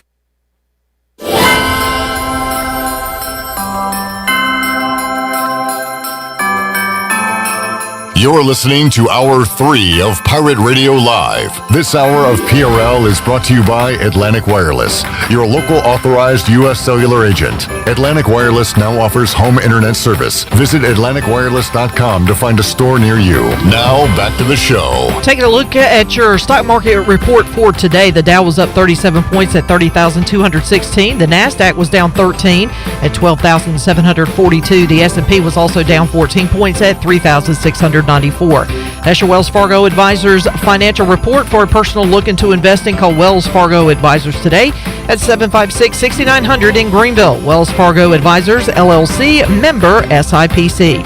Now let's head back in to Pirate Radio Live. Here's your host, Troy Dreyfus. All right, welcome back in. I'll be here for the remainder of the show, and coming up all day Tuesday. At least we'll do, we'll be 3 to 6 Tuesday. We got a special surprise on our 3 o'clock hours we talked about earlier coming up on Tuesday. In case you missed it, we'll tune in Tuesday and you'll find out. But I got a big Tuesday coming up, but we got a big half hour coming up as Ronnie from The Reflector joins me alongside Ronnie Woodward in studio. Good to see you, Ronnie. How are you? I'm good. Pretty hyped that it took you filling in for Clip. You got my last name right? I did. Things are good, man. It's ended on an up note of the 2020, year. baby. Yeah, finish strong is what I like to say. I like it. Here's a guy. We got a guy on the Fixed NC Live line that knows how to finish strong, especially in baseball. Let's go out and talk to one of our own, former East Carolina star, current professional baseball player, pitcher, Mike Wright. Mike, welcome to the show. Thanks for joining us, my man. Hey, Troy. Yeah, thanks for having me. This finally worked out. Yeah, absolutely. We've been in contact with your people for a while to try and set this up, and by people I mean you. So you've had a busy schedule, but we're glad to hook up with you. And I got to tell you, this has been an interesting year for you, Mike. As you earlier this year, you signed on. For folks that don't know, you were with the NC Dinos. And if you didn't know that, man, you would think if you just heard, hey, Mike's playing with the NC Dinos. Oh, is that a minor league baseball team in North Carolina somewhere, the NC Dinos? Not so fast, my friend. This is with professional baseball in Korea. How did you get on and with the NC Dinos, which was at the time the only professional baseball being played before Major League Baseball came back? One of those things where, I was always one of those guys bouncing back and forth between the big leagues and AAA. And usually those are the guys that are heavily scouted to go to Asia. And for years I talked to, a bunch of Japanese teams. I say talk to, but I just, I knew that they were interested in me. And last season I finally became a free agent at the end of the year after being traded to Seattle and then DFA'd. I became a free agent. And, yeah, the NC Dinos were the team that wanted me the most. And, I've always wanted to play overseas. And it was just super exciting to go and experience that. Mike, what was that experience like? You're in a foreign country. Unfortunately, that experience is probably different than it would have been if it wasn't a pandemic going on. But were you able to explore? Was it just baseball, or were you able to do other things there outside of baseball? Yeah, I mean, there was a slight disappointment there because the reason I always wanted to play there is because the fans are unbelievable. They have chants for everyone. They're super into it. And, the whole season, we pretty much played with no fans. Even when we did have fans, because of Corona, they were not allowed to cheer. They could clap, but not cheer. And that's like biggest reason I wanted to play there. Just to travel and see the world, which we did get to do. The season got postponed, and our translator was amazing. He took us on a couple different bridges and just showing us the country, and the country's beautiful. There's mountains everywhere. It's about the size of South Carolina, with 52 million people. So it's a lot of cities, but there's also just a ton of mountains and beautiful scenery, and the people there are just amazing. So the experience was great. We were supposed to have family and friends come, but they had a 2-week quarantine rule, so the only person that was able to come was our mother-in-law to help us with the birth of our first child. So, and congratulations on that, by the way. What a wild year it has been for you, for sure. And the good news is that the KBO, the league, did a deal with ESPN, and a lot of the games were broadcast back here stateside. As I said, at the time, it was the only baseball being played. And the time was weird because I remember a lot of these games, watching some of them, Mike, I think they were like in the morning here with the time differential. But not only were your games on, but you ended up on the team that won the championship. Yeah, that's right. So I knew we had a good team going in. You know, I talked to a ton of different people. I had played with two separate Korean teammates with the Orioles, one in AAA, one in the big leagues, and 3 different translators. And a couple of the translators actually knew a lot about dinos, and they're like, "Man, you're going to a great spot." And one of the former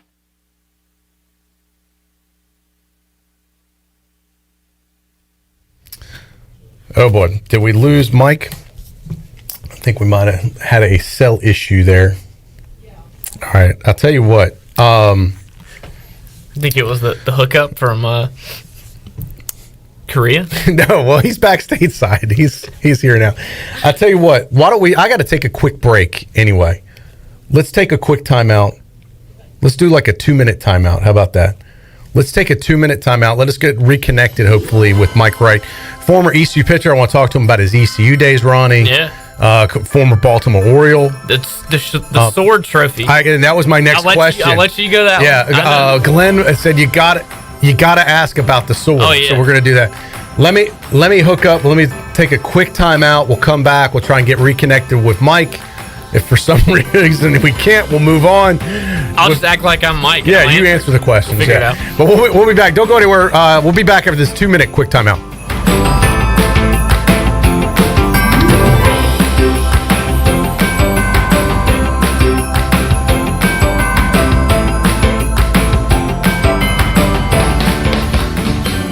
The holiday season is here, and Sam Jones Barbecue is ready to help you host all of your family and friends this year with our catering menu, perfect for any size gathering. Our whole hog chop barbecue, slow-cooked chicken, smoked turkey, and spare ribs will make a holiday meal a hands-down winner every time. Log on to samjonesbarbecue.com to get your order started, and also check out our online store stocked with our sauces, hats, and t-shirts. I'm Sam Jones, and on behalf of all of our staff, happy holidays.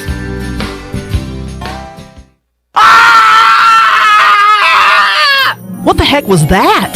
Oh, that was Chuck from Naughty Dog. They just did a new beer release, and he gets so excited he runs around town screaming and telling everyone. I told him I would cut this new commercial instead and let people know to get to Naughty Dog this holiday season to try their new beers, that they're open 7 days a week, and that they're doing a fundraiser to drop off food and toys for dogs. Go to Naughty Dog Brewing Company on Main Street in downtown Winterville today, and maybe you'll see Chuck there screaming. Follow Naughty Dog on Facebook and Instagram for more fun.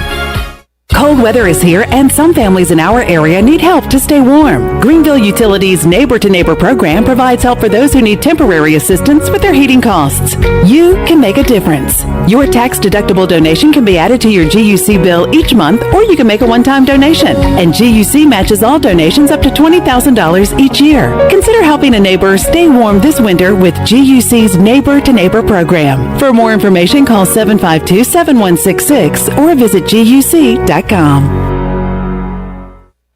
Holiday time is here, and Santa isn't the only one with a very long to-do list. We have what you need to help you get to all the places you need to go with all the things you need to take. Phelps Chevrolet in Greenville. Santa's sleigh is the ultimate all-terrain vehicle, but it's not for sale. No worries, we have trucks, crossovers, and SUVs that can handle just about any road or job you can imagine in style and comfort. Phelps Chevrolet in Greenville. Come in and get you one. Pirate Radio.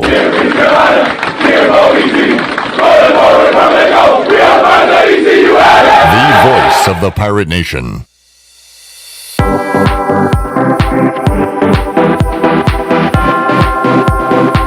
You're listening to Hour 3 of Pirate Radio Live. This hour of PRL is brought to you by Atlantic Wireless, your local authorized U.S. cellular agent. Atlantic Wireless now offers home internet service. Visit AtlanticWireless.com to find a store near you. Now, back to the show. All right, welcome back in. Troy D here with you today. Ronnie from The Reflector alongside. We got the phone issues worked out. Mike Wright, former ECU Pirate, former Baltimore Oriole, current NC Dino champion player, is joining us on the Fixed NC Live line. Mike, good to have you back with us. Not sure what happened, but wanted to ask you about that championship sword. My buddy Glenn was like, you got to talk about that thing. When you won the championship, it wasn't a trophy they gave you. It was like a life-size sword the size of a person. How impressive was that? Yeah, that was pretty funny. That was definitely news to me. And that's not the championship trophy. That was just for the NC Dinos. So, oh, wow. The NC for NC Dinos actually stands for NC Software, which is a gaming company, and their number one game is Lineage. And the number one weapon in that game, people pay big money for this weapon, is that sword. And so that was just our tip of our cap to the owner of the company, the supporter of our team. So great product placement there. Nice branding. Absolutely, yeah. It got a lot of Twitter hits. So you're back in North Carolina now, is that right? Correct. Yep. What are you doing nowadays? You said you just had a baby. Yeah, that's what we're doing now. every day is way different than before.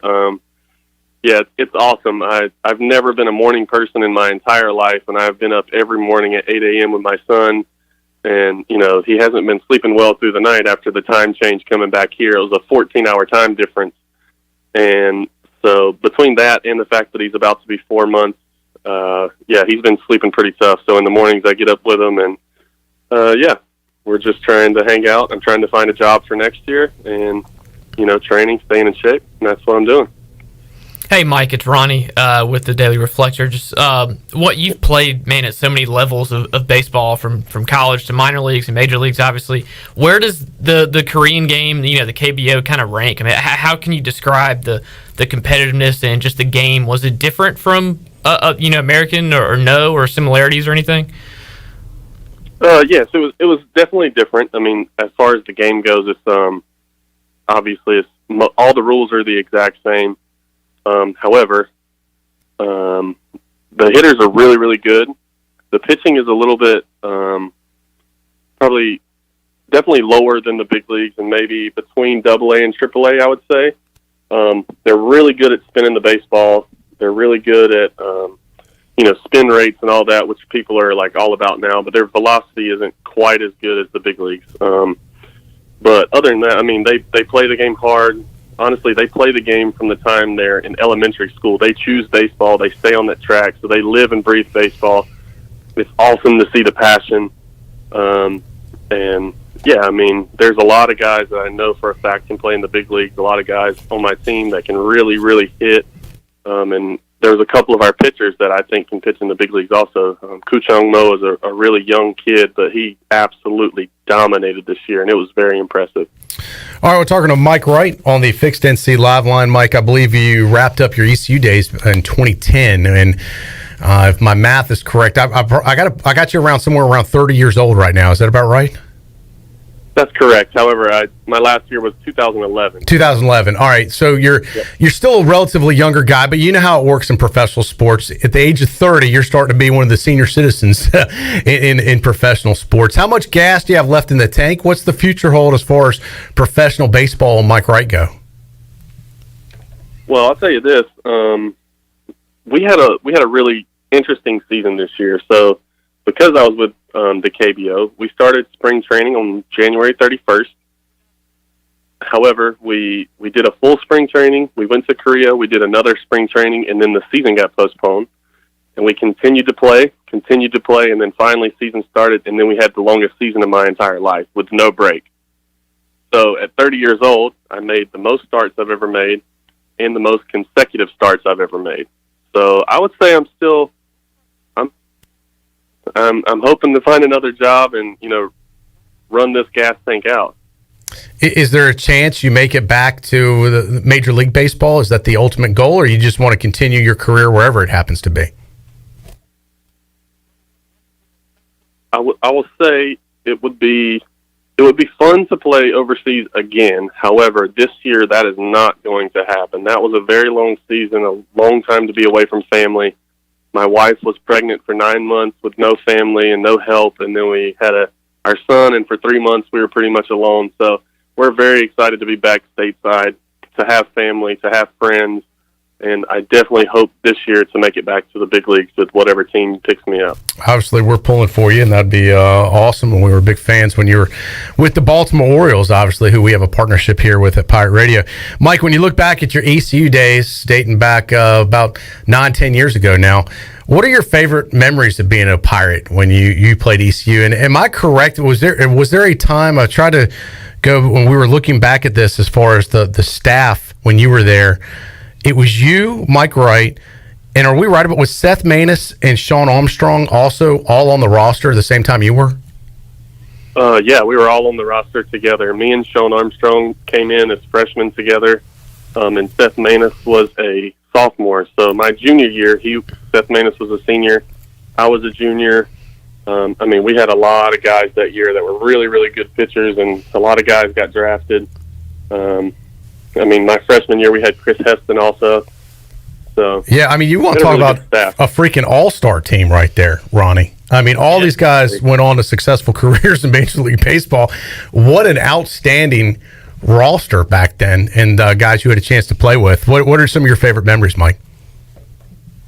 I would definitely, some of my favorite memories are, it doesn't even have anything to do with the baseball field. Obviously, that was amazing, but I really miss my teammates and the hard work we put in the weight room. There were so many 5 a.m. days, and running stadiums when the sun's not even up, and those are the things that you just don't do anymore when you get to pro ball.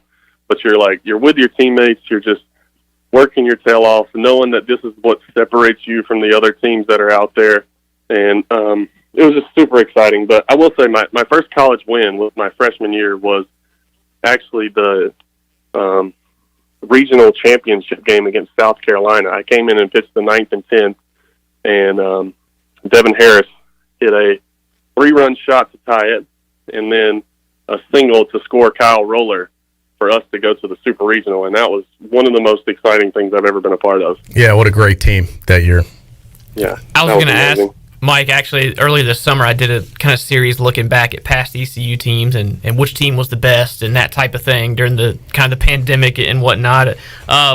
What are your thoughts about that? Obviously, that team you just mentioned, I wanted to ask you about, and you remember the regional, I'm sure, but how tough was that Super Regional against Carolina the next weekend? Do some of you guys and Seth and Roller and Harris kind of want to have that one back? Do you think that team was really close to Omaha? And how tough was maybe that transition in there? Yeah, I will say, we had an unbelievable staff that year. However, I think the pitching staff got better 2 years later. So if we would have had the pitching staff from 2011, and I'm included in that because I had a 7 ERA my freshman year, and then my junior year I had a 2. So if I could have matured a little quicker, and I could have pitched like I did my junior year, and the same thing with Seth Maness and Sean Armstrong and different guys. Kevin Brandt was in the rotation. If we all could have pitched like we did our junior and senior years, our freshman year with the lineup that we had, because our offense in 2009 was absolutely ridiculous, and I think that could have competed with anyone. However, we just ran into Carolina, and they threw 2 first-round arms at us, and this is the baseball saying, good pitching beats good hitting all day. So, Mike, do you have any contact with the current baseball coaches, with Cliff Godwin or anyone on staff now that's currently involved with ECU baseball? Absolutely. Cliff Godwin he's awesome. He is really involved with the pro ball players. He loves people that used to play there. It's not even about playing professional baseball. It's just the brotherhood of playing at East Carolina, and he loves having people back. And yeah, he stayed in contact. And a couple off seasons when he first got there, I was still training at East Carolina. That's where I first met my wife, which was obviously awesome. It worked out well. She's been with me all through this and supported me like nobody else. So it's been really cool, like, because he allowed me to go to the field. He allowed me to, go to the weight room and use the baseball strength coach. And yeah, he's really, really, really good. So they have a good thing going right now. Yeah, that's awesome to hear. And obviously Cliff, a part of that ECU baseball legacy and history, and that's very important to him. So that's always great to hear former players say that. Mike, where in North Carolina do you reside now? What do you call home? So actually, funny story. We actually bought this house while we were in Korea. There's a thing called nesting, and when you're getting close to having a kid, you start really wanting to like find a place for them to stay. And we actually bought this house while we were in Korea in Huntersville, North Carolina, so close to Charlotte. So we're back in North Carolina, and we still have our place in Florida. We're still technically Florida residents, and we'll see what this year holds, where we're gonna spend most of our time. But right now we're in the Charlotte area. Well, Mike, it's awesome to catch up with you today, and we're very proud of the career you've had and will hopefully continue to have. And you're a great representative of East Carolina University and representing the Pirate Nation wherever you go, and sometimes even international, as we found out. So keep up the good work, Mike. We'll stay in touch with you, and we'll hook up again down the road, and we hope we'll report on your next venture coming up next season. So keep up the good work. Sounds great. Thank you for having me.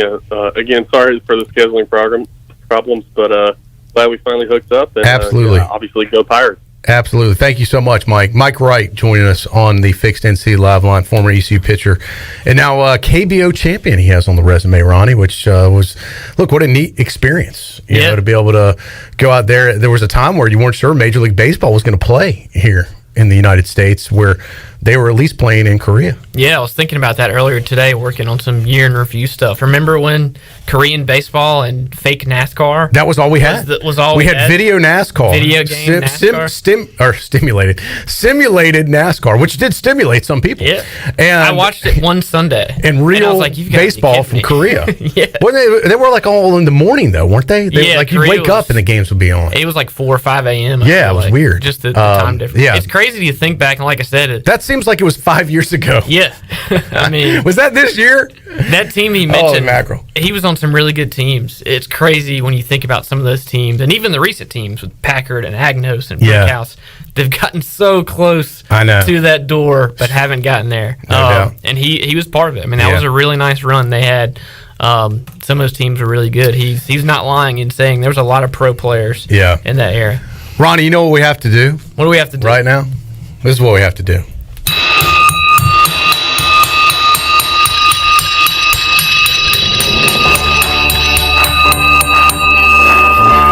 We have to give something away, Ronnie. All right. I'm down to the last 3 prizes in the treasure chest. Here's what they are. 12 large pizzas from our friends at Domino's of Greenville. I've got a $100 gift card from Chico's. And the Wood Ducks. I got a $100 gift card to the team store, the Wood Ducks. Great logos. We'll do caller 12 again. Right now, 317-1250. We're looking for our second winner of the show. 317-1250. 317-1250. Caller 12 is going to win, but you got to do it right now. 317-1250. We're looking for caller 12. We'll get our winner on the other side right after this.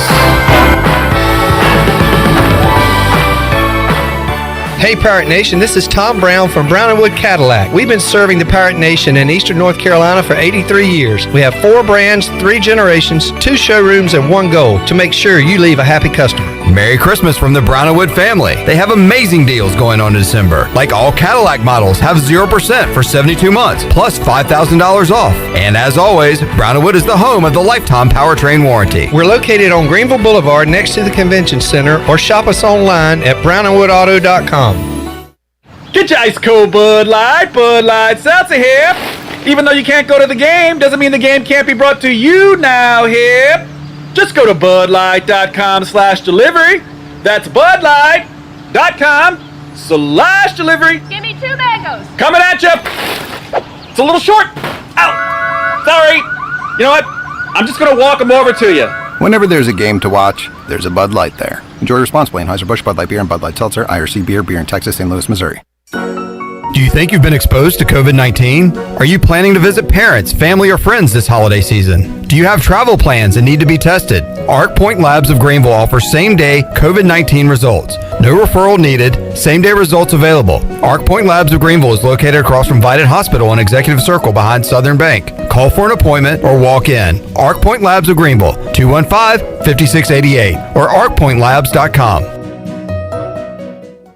Hi, I'm Annalie Newhoff. And I'm Rob Campbell. And we are with CopyPro. We have been locally owned and operated here in Eastern North Carolina for almost 50 years. CopyPro is the leader in office technology. Does your business struggle with keeping printing costs low or producing professional documents? Here at CopyPro, total customer satisfaction is our #1 priority. We have a variety of solutions to help reduce your printing expenses and make your business more productive. Call us today at 1-800-682-6558 or online at copypro.net. CopyPro, we are the professional office systems people. Hi, this is Billy Parker from Parker's Barbecue. I am so excited to announce a brand new menu item now available at all Parker's locations. Come in for our delicious new boneless wings. Our wings are fresh, hand-cut, right there in the store, never frozen, and our wings are big. Try them tossed in one of our signature sauces, sweet red barbecue sauce or barbecue honey mustard. Get a boneless wing bag for less than $5. That includes 6 boneless wings with hush puppies and corn sticks. Parker's Barbecue, a homemade tradition for over 50 years. Hi, this is Phil Steele of Phil Steele's College Football Preview Magazine, and you're listening to Pirate Radio, the voice of Pirate Nation.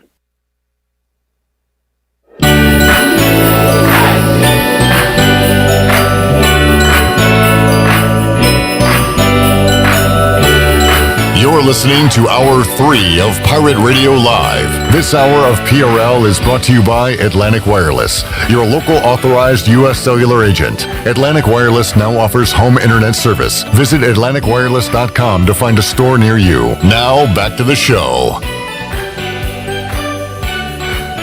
Is that me, Shirley, or is that you? Yeah, well, I was going to read something, but then I realized I wasn't ready. Hang on. PRL this afternoon is brought to you by Bud Light, who reminds Pirate fans to always stay in the game and drink responsibly. Bud Light, the official beer of the ECU Pirates, and proudly distributed by Carolina Eagle Distributing since 1989. Take it away, Troy. Stay in the game, Shirley. See, now that we're on video, our video audience can see the hand that went back and forth. Yeah, I was like, move along. Like, I also got to remember that camera is there in case one of these days I give the one-fingered salute and forget it's there. Well, that would be the clip, not to me. I've been an angel this show to you. Said how nice you looked, how dressy you were. The operative phrase being this show. Yeah. Trying to end the year on a good note, Shirley. Hey, Ronnie with The Reflector joining us. Ronnie, if you're in the market to confidentially buy or sell a business, there's only one guy to call in Eastern North Carolina. Tony Corey can get the job done with Transworld Business Advisors. You can learn more about them online, transworldeast.com. Do you know you can buy a business with only 10% of the sales price and even use your retirement funds to do so without penalty? If you want to get a franchise, they have operational systems already in place. Transworld Business Advisors has over 400 different franchises you can choose from. They also have 150,000 pre-qualified buyers in their database alone, where they can confidentially, once again, help you sell your business at top dollar or get you in a business if you're looking to buy a business. That's what Tony does. He's one of the only people around that does that, and he can do it for you. Transworld Business Advisors is direct number 347-9606, 347-9606, or online, once again, transworldeast.com. Thanks to Tony Corey with Transworld Business Advisors. All right, we got some unfinished business to take care of as we have our second winner coming up in the treasure chest. Earlier we heard from John Moody, who John won the, John won the $100 gift card from Shine Factory. And let's go to caller 12 now on the Fixed NC Live line. Who are we speaking with? Joe Wilkins. Joe Wilkins. Congratulations, Joe. You are the next winner on the treasure chest is right. Sweet. We got three prizes left. 12 large pizzas from Domino's, $100 gift card from Chico's, and a $100 gift card to the team store at the Down East Wood Ducks. What do you think? Man, I love it. Joe, what do you do around town? Anything special? Where I'm in the car business affiliated with the Auto Store Group. Awesome. All right. Well, Joe, we appreciate you listening. And are you a long-time listener to Pirate Radio? Long-time listener. Been laid up with back surgery, and I've listened more to Pirate Radio in the last 30 days than probably any of your listeners. That's awesome. Well, Joe, this is like if someone's got a quarantine and you had a quarantine for back surgery, this is the pastime. Absolutely. Fantastic. Yeah, man, it's tis the season. Happy holidays, Merry Christmas, you guys. Thank you so much. We appreciate your support. All right, Shirley, we're down to 3. Give me the number, and I'll tell Joe Wilkins what he's won.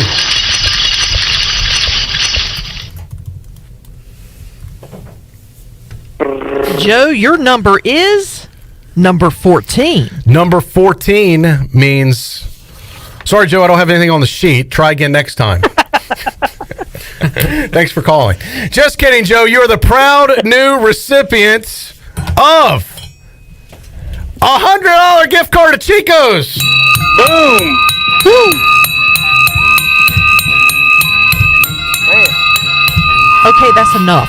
Jeez. I don't get to ring the bell that often, Shirley. I got to make the most of these moments. I am going to bury that bell somewhere. Live in the moment. I only got one more day to ring it. Coming up tomorrow. Joe, Chico's, what a gift card right there. How awesome. Awesome. Appreciate it, guys. Thank you so much. All right, we'll be in touch with you on how you can win that. Thank you for your listening, your support. Hope your back feels better. Thank you, buddy. All right, Joe, our listener. Ronnie from the Reflect. We didn't get as much time to chat, Ronnie. Hey. So you're welcome back tomorrow. Or you can, I'm going to be in Minji's. Oh, that's right. Yeah. What is the article? What's coming up in the Reflector from you? I got a lot going on this week. A little year in review type stuff. Still some football recruiting notes are always still out there. Football stuff. John Gilbert stuff. All right. And a weird day game, like what is it, 3:30? Doubleheader. Yeah. Yeah, the women at noon. Yeah. They're playing well. Men at 3:30, they're playing well. Yeah. Big day in Minji's. Normally, under normal circumstances, a Tuesday 3:30 tip-off would not be on the radar. But a lot of them are this year. Oh, I know. 4 o'clock, 5 o'clock. When you don't have fans in the There's stands, no fans anyway. Yeah, it's like a rec game. You just play when you play. Hey, I'm for it. All right. Thank you for being here, though. Good seeing you. If this might be the last time we see you this year, potentially. That's right. All right. See you in 2021. Yes. Have yourself a wonderful Christmas and New Year. For sure. Y'all too. And appreciate your partnership with us all year long, as always, on Pirate Radio. All right. What a big show today. Let me recap. I got to check my list. I've had so many guests, Ronnie. We had Jeff Charles to open the show. We had Jeff Nadu. We had Brian Bailey. We had Mike Wright. We had you. Yeah. We had 2 winners. Congratulations to Joe Wilkins 100 Chicos. and John Moody, who won the $100 gift card to Shine Factory. We'll have 2 more winners coming up Tuesday. So here's the deal. Tuesday, we'll be on from PRL 3 to 6. It'll be your last chance to win. We have 2 prizes left. I've got the Domino's Pizza prize, and I've got the Wood Ducks. Wood Ducks prize. We're down to the final 2. So your last chance to win will be Tuesday's PRL. I'll be here with you. That'll be our last PRL of the year as we take a little bit of time off afterwards. But we'll kick it back in gear January 4th, Monday, 2021. Can you believe it? The year is almost over. We'll take a time out until we greet you next time on another episode of PRL for an entire gang. Thanks to, thanks to Chandler Honeycutt, former intern, I was going to say. Thanks to Shirley Rhodes. Thank you, Ronnie. Thank you for listening to wherever you might be. And until next time, for the entire crew, I'm Troy D. So long, everybody. Thanks for listening to Pirate Radio Live, an exclusive presentation of the voice of the Pirate Nation.